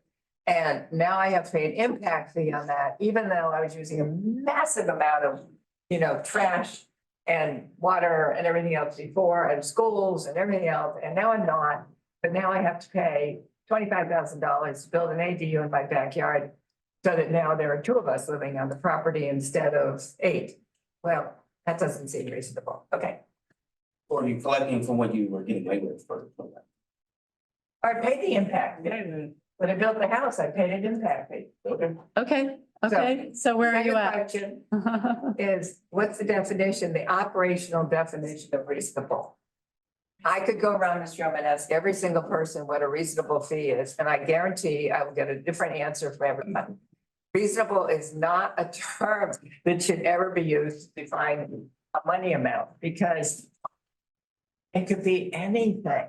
It could be anything. So if we're gonna say that there's gonna be impact fees, we really need to have a very, very, very clear definition. So there is an operational definition and everybody's working off of the same definition.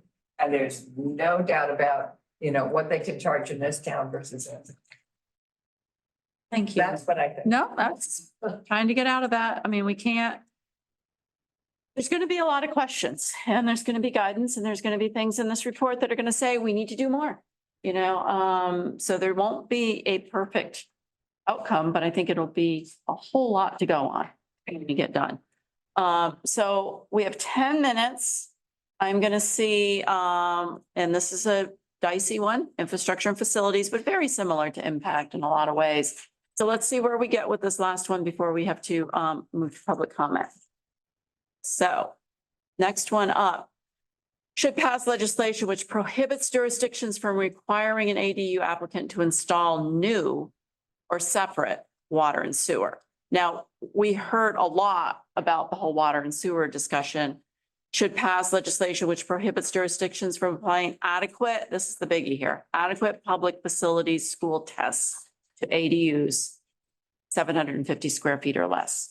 Joe, tell us about how you came to 750. And I'm sure it was based on. That number was a cutoff in a few examples and best practices documents like that was a pretty common number. 800 was another one in Frederick County has a cap at 800 square feet. Okay, great. Anyone want to add any additional information? And then we'll do a go round. If there's nothing that people feel like they need to kind of add in the way of comments or perspective. Because you're waning on me and I want to make sure I get through this before we all run out of that after. I think both of these are dead on. I think it would be absurd to have to install new separate water and sewer connections for an ADU, particularly if they're attached or internal. They actually ought to come off the existing water and sewer. And most of these ADUs, as Priscilla sort of mentioned, are either for grandma or grandma's caretaker. Now, you may get Junior in there a little bit, who's probably out of high school anyway. And so I think, I think it was Deborah who mentioned that the Montgomery County impact fee is $50,000. So I think we should just exempt them from the school test and the other impact fees. And 750, 800 are perfectly good cutoffs. Councilman. So as a local elected official, I kind of feel strongly, I do not want ADUs on separate water and sewer lines. Because what my concern is, I'm comfortable with, seeing some ADUs in my municipality. What I'm not comfortable with is the idea that I'm gonna get people building ADUs and then they're gonna come to me 2-3 years later, apply to the BZA or Planning and Zoning Commission and be like, I want to subdivide this off. That's something I do not like as a local elected official, because I think that it creates a lot more problems for me as a local elected official. So by having it that they have to come off of the water and sewer, the main water and sewer, makes it a lot harder. Not that you couldn't get around that in some way, but it makes it more difficult. And I don't want to see that happen. I'm comfortable with ADUs. I'm not comfortable with ADUs that then become these little tiny houses everywhere that are totally separately, separated from the primary plot. Yeah, but I think the premise is that the ADU is going to be on the same lot. And couldn't you just say if it was going to subdivide, then it would have to have a separate utility connection? Well, the only way they should be able to subdivide is if it already had that right per the underlying zoning. Like if I was R 7,500 and a 16,000 square foot lot, in theory, I could subdivide anyway. So that's different. But typically, the typical ADU is not going to be in that scenario. Okay, we're going to go to Mandy and then we're going to start our round robin. I just want to state that, it's gonna be site specific. Because depending on where your sewer line connects to your house, if it's below or above ground, if you're tying into that existing, you have to have a certain slope for your plumbing requirements. So if you're tying into the existing and the existing's too high, you're gonna have a problem. And I mean, pumps are, getaway, but I don't think you want a pump. So we need to take into consideration some site specifics, they might not be able to tie into the existing. But then if they have to tie into the primary, I don't know how you stop the municipality from charging a connection fee. Because you're, at that point, you're actually making a separate connection. You know what I mean? So that's a whole nother Yeah. scenario. These are different considerations. So let's go ahead and do our round robin. I think we can get around and then start our public comment. Amy? So a lot of like what we just discussed is beyond local control. A lot of the hookups, whether it's for a septic system, whether it's for water and sewer, are really dictated by the local licenses that the MDE licenses that a local jurisdiction holds. So just in terms of making such requirements, I think in theory, that's probably how it already works in terms of, again, getting back to our definition, this is an accessory use. And for accessory uses, it probably already works this way through the MDE requirements, but I'm a planner and I'm not an MDE official, and I don't review for hookups. So, and again, this kind of gets, I think this gets beyond from Lori's and my perspective as, your local zoning officials. I think when there are requirements that are beyond local control, like this and other infrastructure and facility issues, not just water and sewer, but, there are some stormwater management, sediment control, critical area, floodplain, building code requirements. There are just so many things that a local jurisdiction is responsible for, but beholden to state or federal requirements. So that's the long answer. The short answer is don't support. Okay, thank you. Priscilla? I don't have anything on the first part. The second part, I just want to suggest that one other option instead of size might be the number of bedrooms, to say anything with more than one bedroom would be subject to the school facilities test. Great, thank you. James? I don't have any, because most of our infrastructure is already there. Yeah. Building another height, that's not even. Got it. Andy? Again, neither for nor against. Yep. Okay, got it. Jennifer? I support the intention of it, and I know that's not a solid answer, right? But I'm concerned about, as always, the unintended consequences of what we're doing when it comes down multiple years out. I'm very aware of the design considerations though, and really that comes back to what can occur. It's completely about design and where things are located, but the intention of not putting additional burden to put this in place, I support that concept of it. Gotcha. And I do like the whole multiple bedrooms on that second one. I think that's a great way to phrase it. Right, Shard? No opinion. Okay, Tiffany? I'll say on the first part, no opinion. I don't think that we have enough knowledge to make a comment on that. And on the second part, I would support. Okay, Deborah?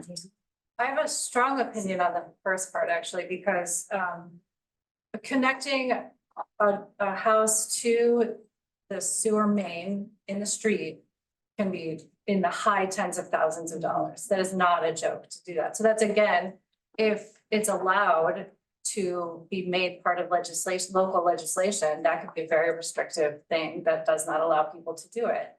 I think in Mandy's example, if the site doesn't allow it, that's a specific thing that has to be addressed at that site. And that's just, some sites don't allow some houses to be built or in certain areas. That's just particular to the site. But I would say definitely I agree with that, with this wording, don't prohibit the requirements. Okay, I feel nothing about this. okay, sounds good. Delegate? Thank you, Madam Secretary. I'm broadly supportive of both. I will say the APFO piece proved to be pretty radioactive in the governor's bill this past session. So that one may be hard to get to the legislature no matter what this group ends up doing with it. But I will say that I think the bedroom idea from Priscilla is a good one, and maybe that would make it a little bit more palatable because we struggled to argue in the context of HB 538, there wouldn't be additional school children from, large apartment complexes. And maybe a little bit easier to make that argument if we're talking about a 1-bedroom or studio, 0-bedroom ADU. Thank you. Senator? Yes, we have to be careful with this one. This wouldn't be a high priority in terms of the legislation, our first package of legislation. I think we should be thinking about these probably as a multiple year progress, and so this would be out year or in the drawer for quite a while. Yeah. Okay, Given the response that we. That's helpful. Governor's bill. got it. Okay, Quinn? Yeah, I've got no real comment Okay, with either one. thank you. David? I'm supportive as is. Okay, great. Final thought? I do have a final thought on this, and it just kind of supports the statement that I made, and that is one thing I do know is MPE does not look at the number of bedrooms. So it just kind of goes to the point that I feel like this is a little overreaching and getting into the weeds. The health department, MPE looks at square footage. So this is if we're trying to frame our recommendations, then we don't really have all the information to formulate really good recommendations because some of these provisions are beyond our authority to control and to quantify.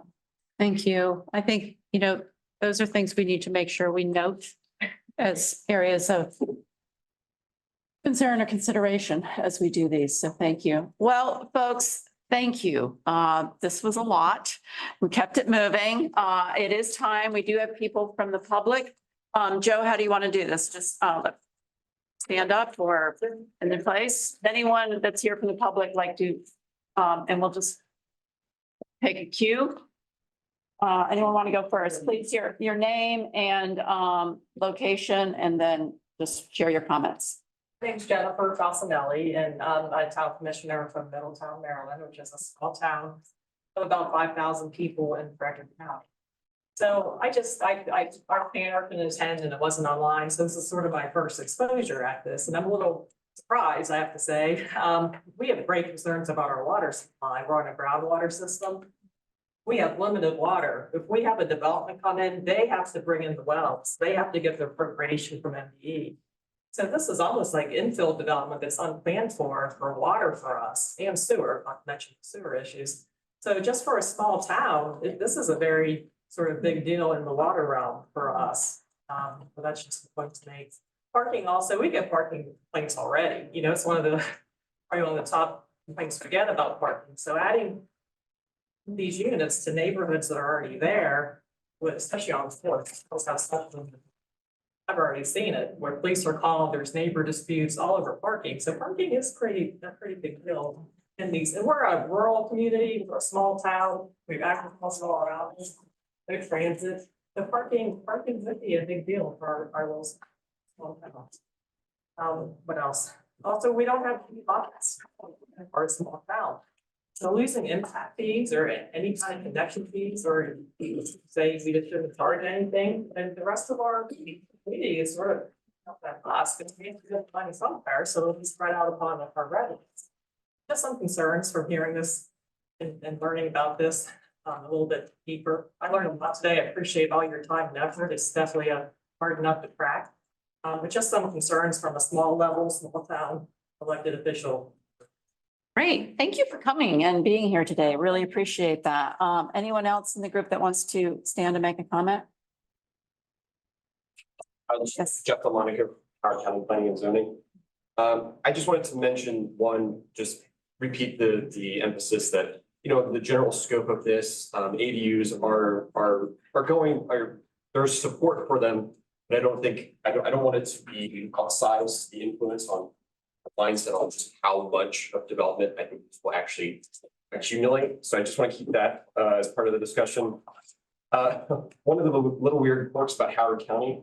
So back in the Jim Rouse days of developing Columbia, zoning is setback, the bulk requirements in Columbia are actually specified in the final development plans. So it's actually a unique element here, where if there's recommendations on specifically towards zoning bulk requirements, I actually don't know how that actually might work for a specific place like Columbia, where it's all just the final development plans stipulated in those specifically. So just something to think about, and maybe how the language actually gets written.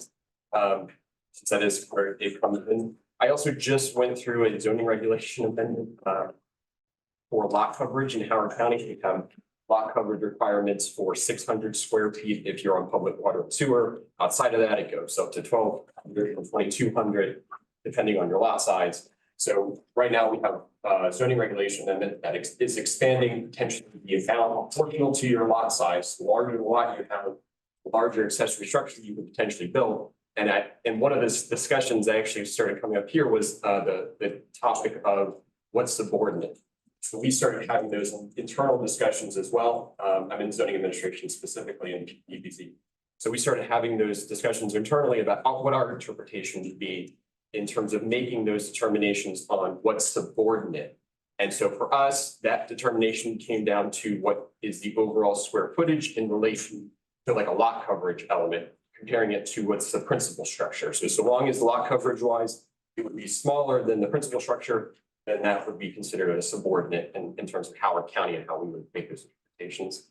But just generally speaking, I wanted to say I agree with the discussions around the by right. I think by right is a good choice, mainly because there are so many different jurisdictional specific, context specific elements that get put in for these discussions. So there will be limitations in many different ways that will still be accounted for. So just want to say. Great, thank you. Thank you for being here. Does anyone else want to? Yes, please. Won't stand over delegates. Lisa May with Maryland Realtors. One thing I just wanted to mention, there was a recent U.S. Supreme Court case on impact fees that just came out within the past week, Sheets versus El Dorado County. It talks about how impact fees have to be closely connected to the dwelling and also proportional to the impact. So that might override any discussions that come out of this task force. Thank you. Adam, did you get that? Thank you. And then also, a really good adoption rate for ADUs across the country is 1% to 2% of the lots. So I know that you guys spent a whole lot of time talking about parking and overcrowding and code violations and short-term rentals. But let's keep that in mind as well. If those are issues, deal with those across property types. Don't lay them all at the feet of accessory dwelling units. And then finally, we're talking about ADUs as inanimate objects because, they are, but they're also there to serve people and people who need housing in Maryland and aren't finding it in our marketplace. Because we are as a state a little bit behind the curve on housing innovation and particularly smaller housing types. So I just want everyone to keep that in mind as you're developing this. So thank you so much. Very helpful. Yes. Just one more, and it doesn't come. Name and fill. Sure, but before I get there, it doesn't come from who I currently represent, but more of my background and some of the things I've done in the past that kind of relate. My name is Stacy Dahlstrom. I'm a private planner that represents some of the local governments in the state of Maryland. But in one of my prior experiences, I was an affordable housing planner in a large local government in South Florida that had an impact fee waiver program. As part of that waiver program, they came to us as the local government and we certified that they were eligible. The budget set aside a pot of funds at the county level every year to fund those impact fee waivers. And I just wanted you to consider that The cost has to be picked up somewhere. In this case, it was the local government choosing to do so. Thank you. Thanks for providing that. Okay, any other public comment? Great. Well, thank all of you for being here today. We really appreciate it. And, you know, obviously this process is still continuing. And so there is also the opportunity through the form. Ask a input. question, probably. A short one. A short one, to the lady from Middleburg. Middletown. Suppose your grandmother wanted to move into your house and you wanted a apartment for her or the caregiver. From the town perspective, what would you charge them? How would you charge them? Certainly right now, because we don't have to address ADUs and zoning ordinance anywhere, we have a subcommittee that we're waiting for your report that we're start working on it, because you can't go to our code and find it. Yeah. But right now, if somebody wanted to turn their basement, as long as it had proper egress, into something pretty else, if they could get the county permit and do. Okay. Okay, thank you. Thank you for that. Okay, folks, So how the law should be, when everybody doing the one to do. Permit. well, clearly a lot. So what we didn't cover was technical assistance and resource discussion, but before we go into that, from a legislative standpoint, was there anything that we did not cover, as we sort of, that on what I call the bike rack, that you feel it's really important that we discuss before we move into this next piece? Because I think clearly the legislative side is the side we really want to make sure we address. So I just want to make sure that there was nothing that you feel that was critical that we ensure we discuss before we leave that aspect of what might be legislative recommendations versus more of the guidance type stuff. You know, I would love to hear the delegate and senator answer that. Because they would know from a legislative perspective, what people are gonna challenge or question or, you know, what So- will happen at the hearings. Well, not so much what would happen, but were there any topics of all the things we've done in this process that you don't feel like we have vetted adequately that we should do before we go into the next step of this, which is more the best practices and guidance? Well, for me, and I don't recall who raised it, but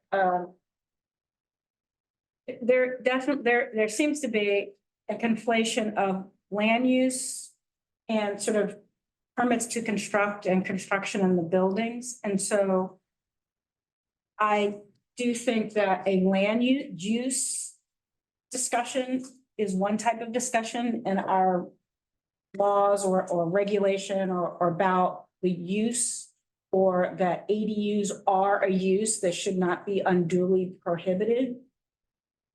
But then I feel like the details of it or the challenges comes to be like, well, okay, what does it look like? How do we build it? How tall it is?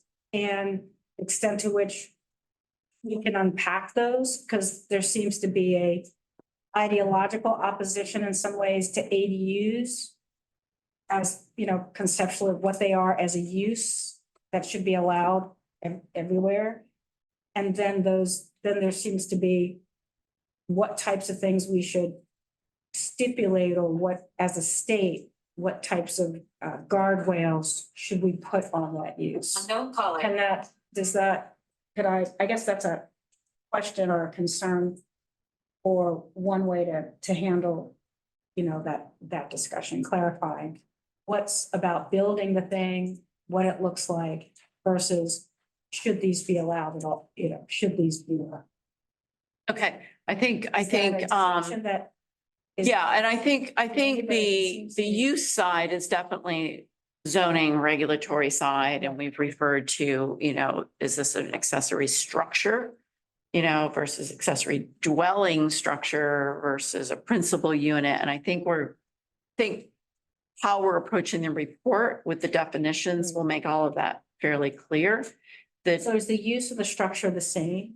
Well, the structure in terms of sort of design is guidance. That's more guidance. Right.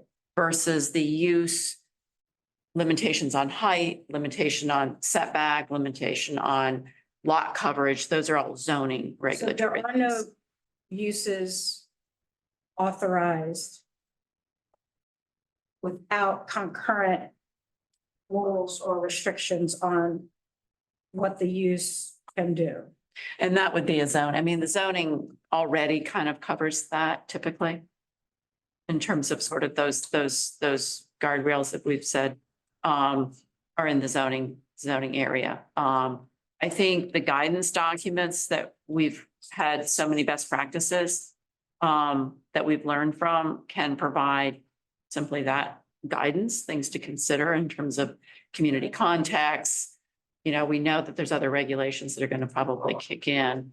And then we've got more of is it an historic district? Is it in a, you know, different types of things that will always still be there that have to be attended to. And just the last point, in terms of state authority, our authority, and we're working on it on the other areas, but it's very clear that the authority for locals to use land or to determine like land use is very clearly state authority. So the use of land, and that authority is granted to locals. Right?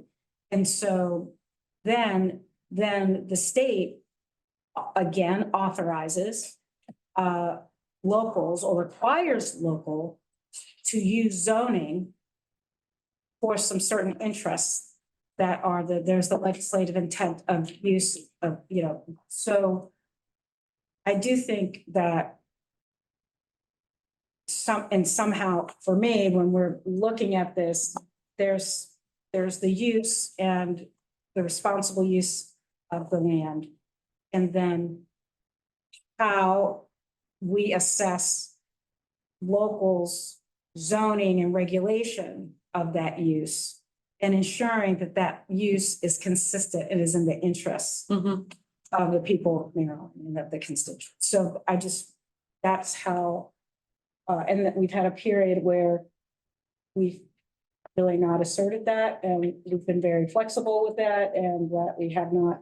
But I just want to say that, and I think law substantiates that as well, that the authority to zone is given by the state with the expectation that it's done to achieve certain ends. So to me, I think that the laws and how we discuss this and how we draft it is coming from that place. Thank you. Yeah, I mean, I guess I would just add, I mean, I think we've done a great job. I really don't have any other things we can add. I mean, just to that point, I mean, I kind of came in to this task force just broadly thinking that a by right recommendation would seem pretty radical, given the history of preemption or lack thereof in the state. I think that the legislature's action this past year to sort of take back some of that local zoning authority that we relinquished years ago is kind of, I think, reset expectations in the legislature about what's possible and what's normal. And so now actually, I think I'm coming from this lens of our recommendation to me, rather than being radical, seems quite mundane. And I think, but I mean, and I'll mention this in closing remarks, but I think that that's a credit to everyone in here and the broad experience that everyone brings to this. I especially want to shout out our you know, local and city municipal officials who I think, you know, had this been an acrimonious process where it was just sort of simple majority minority outvotes, then I think that would make the senator and I's job that much more difficult to actually get a bill through, because if we came through and said, yeah, here's a recommendation from the committee that we pass on a 9-8 vote, you know, I mean, that recommendation just wouldn't really be worth the paper that's printed on. So. Yeah, thank you. Well, let's go ahead and do a closing round. I'm going to start with Mandy. We're just do a closing round. In light of our assignment and where we're at now, how do you feel about the process, and what are there any big audacious things that you feel like we haven't addressed that we need to make sure we try to somehow address in these next few weeks before we come back together in May? I think the task force has done an excellent job, especially today. I feel like we got a lot done. The one thing I just want to make sure we don't do is every authority having jurisdiction utilizes some form of the International Building Code, and typically with residential construction, it's the International Residential Construction Code with local amendments. And I just want to make sure that nothing the task force does overwrites building code. Thank you. James. Given the parameters of what we've been tasked to do, I just want to make sure that everybody keeps in mind that not all jurisdictions are laid out the same, and some of us need to have a little bit more authority as to how our quality of life is for our current and long-term residents as opposed to our new residents. Excellent point. Thank you. Priscilla? Well, this is my last meeting. Oh, right. So I'll make next, anyway, I think process has been really good. I love that all the different stakeholders, I don't know if there was any stakeholder that was excluded. I can't think of anything. I think the surveys covered a lot of that.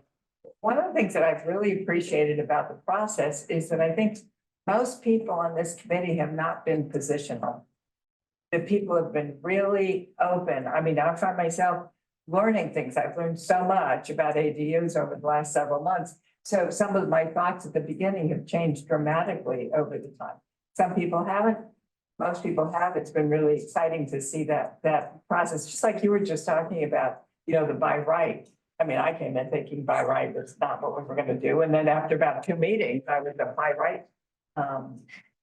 Yes. So I think Joe and our chair have been phenomenal. I've just really appreciated this process, and I can't wait to see you all in January or February testifying in support of this piece of legislation. And I hope that it doesn't get down into the weeds. Our final recommendations, the final piece, I hope it stays high level enough to meet the needs of the various stakeholders without stepping on anybody's toes, but allowing more housing in Maryland, or affordable housing in Maryland.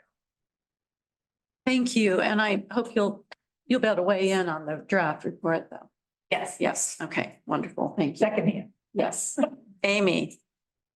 I agree with everything that you just said, so I almost don't need to say anything other than, just, I think that the focus of our task force, and I think I probably said this at every meeting, just keeping in mind that we are talking about an accessory to a use that's already permitted. I think that a lot of the research that Joe and David and the rest, and Chuck and the rest of the team have done has been so comprehensive and so good and so substantive that it has enabled us to have a larger dialogue about affordable housing in general. And I think that the body of material that has been produced by staff, not by us, is going to be really valuable to continue this conversation and to provide resources for a larger conversation about affordable housing. When I came to the table, I thought accessory dwelling units were permitted by right everywhere. So that was an educational process for me, realizing, oh, some of you guys don't permit this. I didn't realize that. Because it probably really should be in general, a use that's supported by right, because it supports our communities. And that's the whole point of us being here. So Thanks, Amy, and thanks for making the trip today. Dan. We've had an excellent group. There's been a lot of great discussion and it makes you think and reconsider different perspectives. And I really appreciate all of staff's hard work, because you guys have really given us a lot of information to consider, have given us a lot of input. And so I really appreciate that. And I guess my big overarching thing is, I'm looking forward to seeing a draft of the report, which I'm sure we'll get into in May. And I'm hopeful, because having served on a lot of task force over the years, I'm hopeful that we actually do see something come out of this in some kind of, legislative direction down the road. And that's going to be complicated. You're going to have to deal with MACO and MML and kind of the balancing act. But you have to start somewhere. And at the end of the day, even though it was modified a lot of the governor's housing bills did get through in very amended form, but they did get through. So I'm hopeful that we see something come out of this that kind of moves the ball and continues to help provide some more affordable housing in the state of Maryland. Thanks, Dan. I think this has been great. I've learned a lot from everybody here. And I think we're the verge of a great report. Remember, we're about 100,000 housing units short in Maryland, according to the governor. And this is a sort of subset of that housing need that hasn't been fulfilled. But I haven't heard, and I have to give a big speech about this on May 3rd, as you may know, but I haven't heard what the real recommendation is going to be. What I've heard is a generally in consensus set of best practices, but are we going to recommend that this be mandated, that this be suggested, or you just think about it, here's a list of best practices, and I look forward, Joe, to what you propose for next month. David, we never got information on that conference that you're gonna be speaking on. I think it's sent out. Can I just keep us rolling, maybe sidebar on It's that? gonna get sent out. Quinn? Probably gonna be Oh. 17. Can I say when the conference is? Yeah, just looking Okay. at time. Okay, May 3rd, it's at Laurel Racetrack, and it's called the Land Expo 2024. The Secretary of Housing and Community Development was supposed to be the lunchtime speaker, but he got called up for military duty. So I think it's Senator Feldman from Montgomery County. I'm going to talk about Can I let you, Goodbye. Scott? Thank you. Quinn.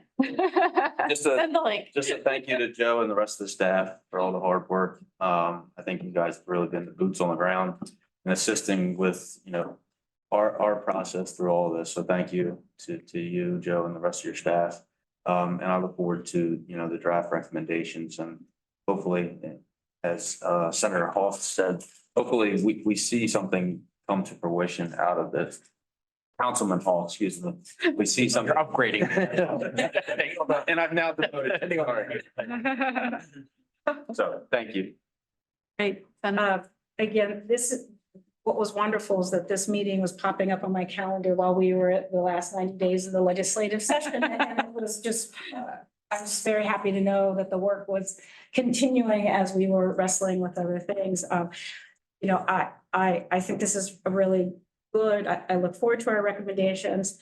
I do want to caution or have concerns. This is not a panacea to our housing prices, and I think there was also the data about the actual number of individuals who would actually choose to do this is probably much smaller. It's very narrow, and so I know we would probably be looking to really make sure that it is a narrow use and that some of the ways that I hear people talking about these are actually apartment complexes. And so we want to make sure that adding an ADU is not just another way to build an apartment. So if it's an apartment, you build an apartment, and then we already have rules about apartments and multi-unit housing, and that accessory to an existing use, and that's the idea.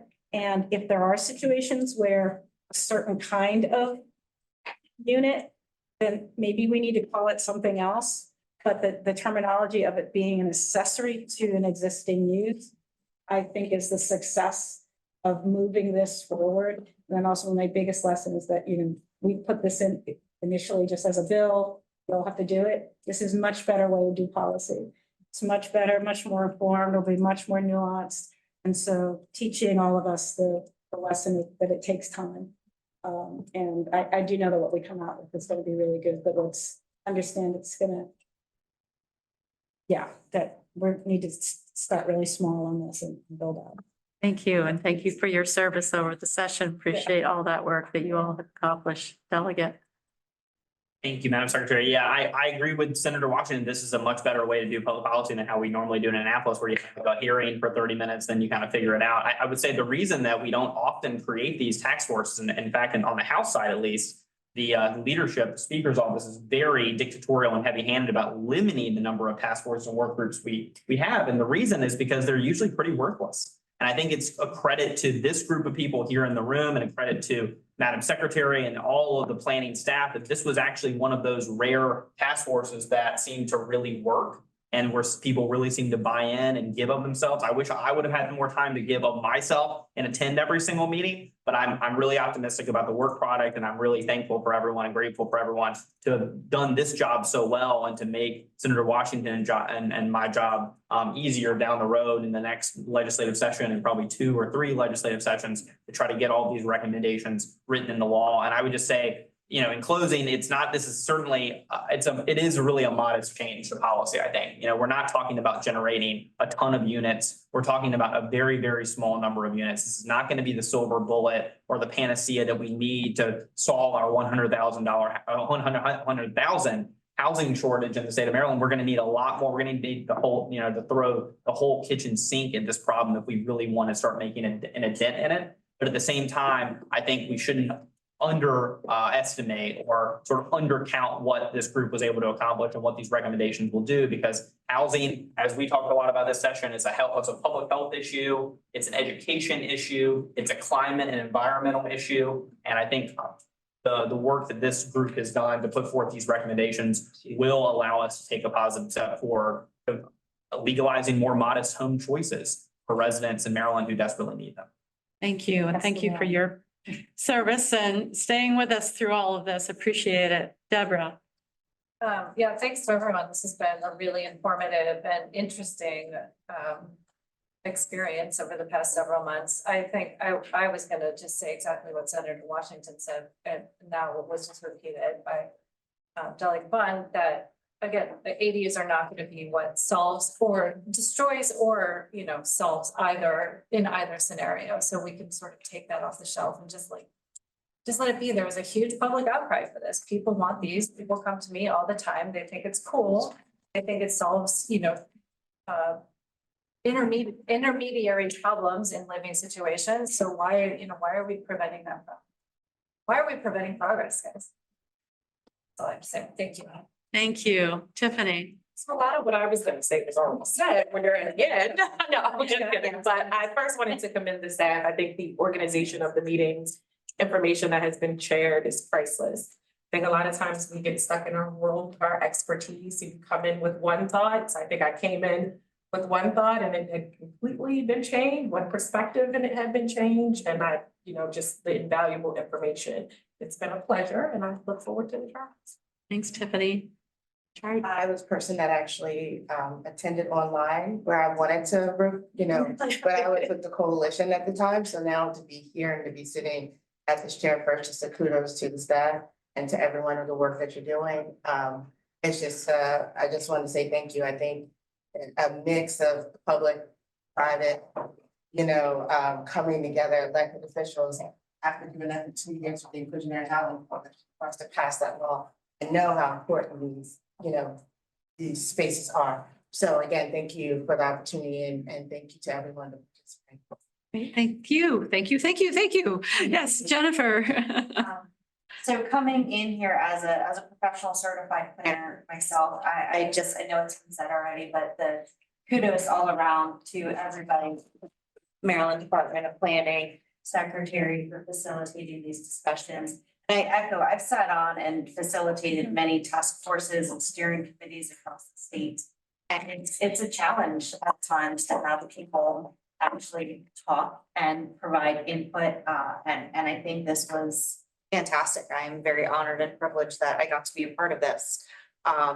And I also just wanted to say a thank you again to Mandy and Deborah, because every time in my mind, I'm like, we need to think about this and think about this. And it was just that reminder, because of course my realm is horizontal transportation, how we connect people to places, not the vertical as much, and constantly having these reminders of we already have this in the various standards, manuals, we don't need to go. So I appreciate that. I've learned a great deal and I very much am looking forward to our recommendation report to go through prior to the May meeting. So we can come in any input before the meeting. Yeah. We are going to actually sequester Joe and team for 2 weeks. Mark his calendar off so the report gets drafted and you all do have time. Just closing thought here is that, I have been blown away by this task force and the amount of perspective and talent and knowledge around it. And I'm really grateful and honored to be trying to chair all of that and make it all come together, which I think has gone well. As a planner, the thought I'd like to leave with everyone is that there was a time when communities existed this way. I grew up with grandparents, folks that happened. And so it's sort of, Euclidean zoning, which is the single purpose, single use zoning, kind of has been used to an extreme in the United States. And so it's not so much about, it's a little bit about undoing some extremes. And I will continue to facilitate a fair and equal conversation, but I think it has to be done in the perspective of really understanding how we got here. I think that practice is important whenever we start communicating whatever we come up with. So I just wanted to be mindful of that. So we do have some next steps that before Joe walks us through those, because we're just going to zoom forward to those. I want to be clear. The reason I did not do a hand yes or no vote. There is no absolute in this, actually. That'll be for others to decide. I felt it was very important for us to have the dialogue to discuss. I think there are actually some very obvious sense of the room is how I like to call it. And I think how we portray the sense of the room will include, there was a sense of the room, there are these concerns that remained.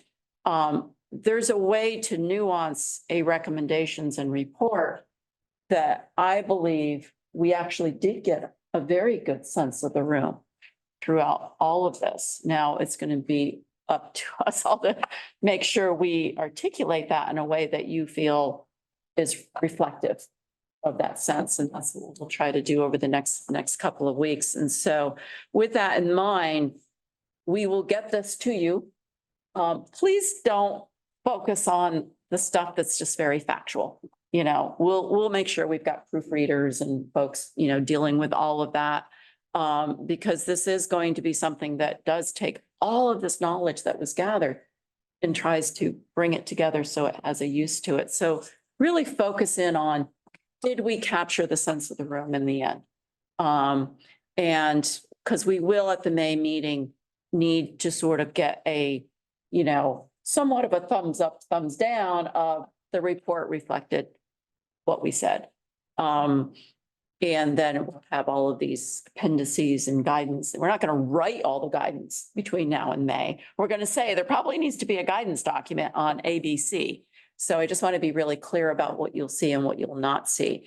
And with that, I will turn it over to Joe to review the next steps with us and close us out. Thanks, Joe. Kind of already talked about all the steps, but they're on the screen. Draft report. We finalized the market assessment. We appreciate any feedback you have on that. Already mentioned a couple times today the glossary. So we need to continue adding anything that has been discussed since the last time we added terms to that. And then the next meeting is 5 weeks from today, May 21st, here. We have decided probably hybrid. I don't know. We haven't decided. But we'll give you enough time. We will do hybrid with a strong encouragement, if at all possible, to be here, because as you just saw, the dialogue is so much easier and richer, and the hybrids are just so difficult. But we also don't want, at this very last step, to make it impossible for someone to join us. And so we will do hybrid. I'm not going to give you a date that you will receive the draft report by. Somebody else can say a date, but I'm not going to say it. So I'll give you enough time. We'll have to give it to you at least a week before the meeting. I don't know if we can do much better than that. And we'll do our best. Thank you. Thanks, everyone. Really appreciate it.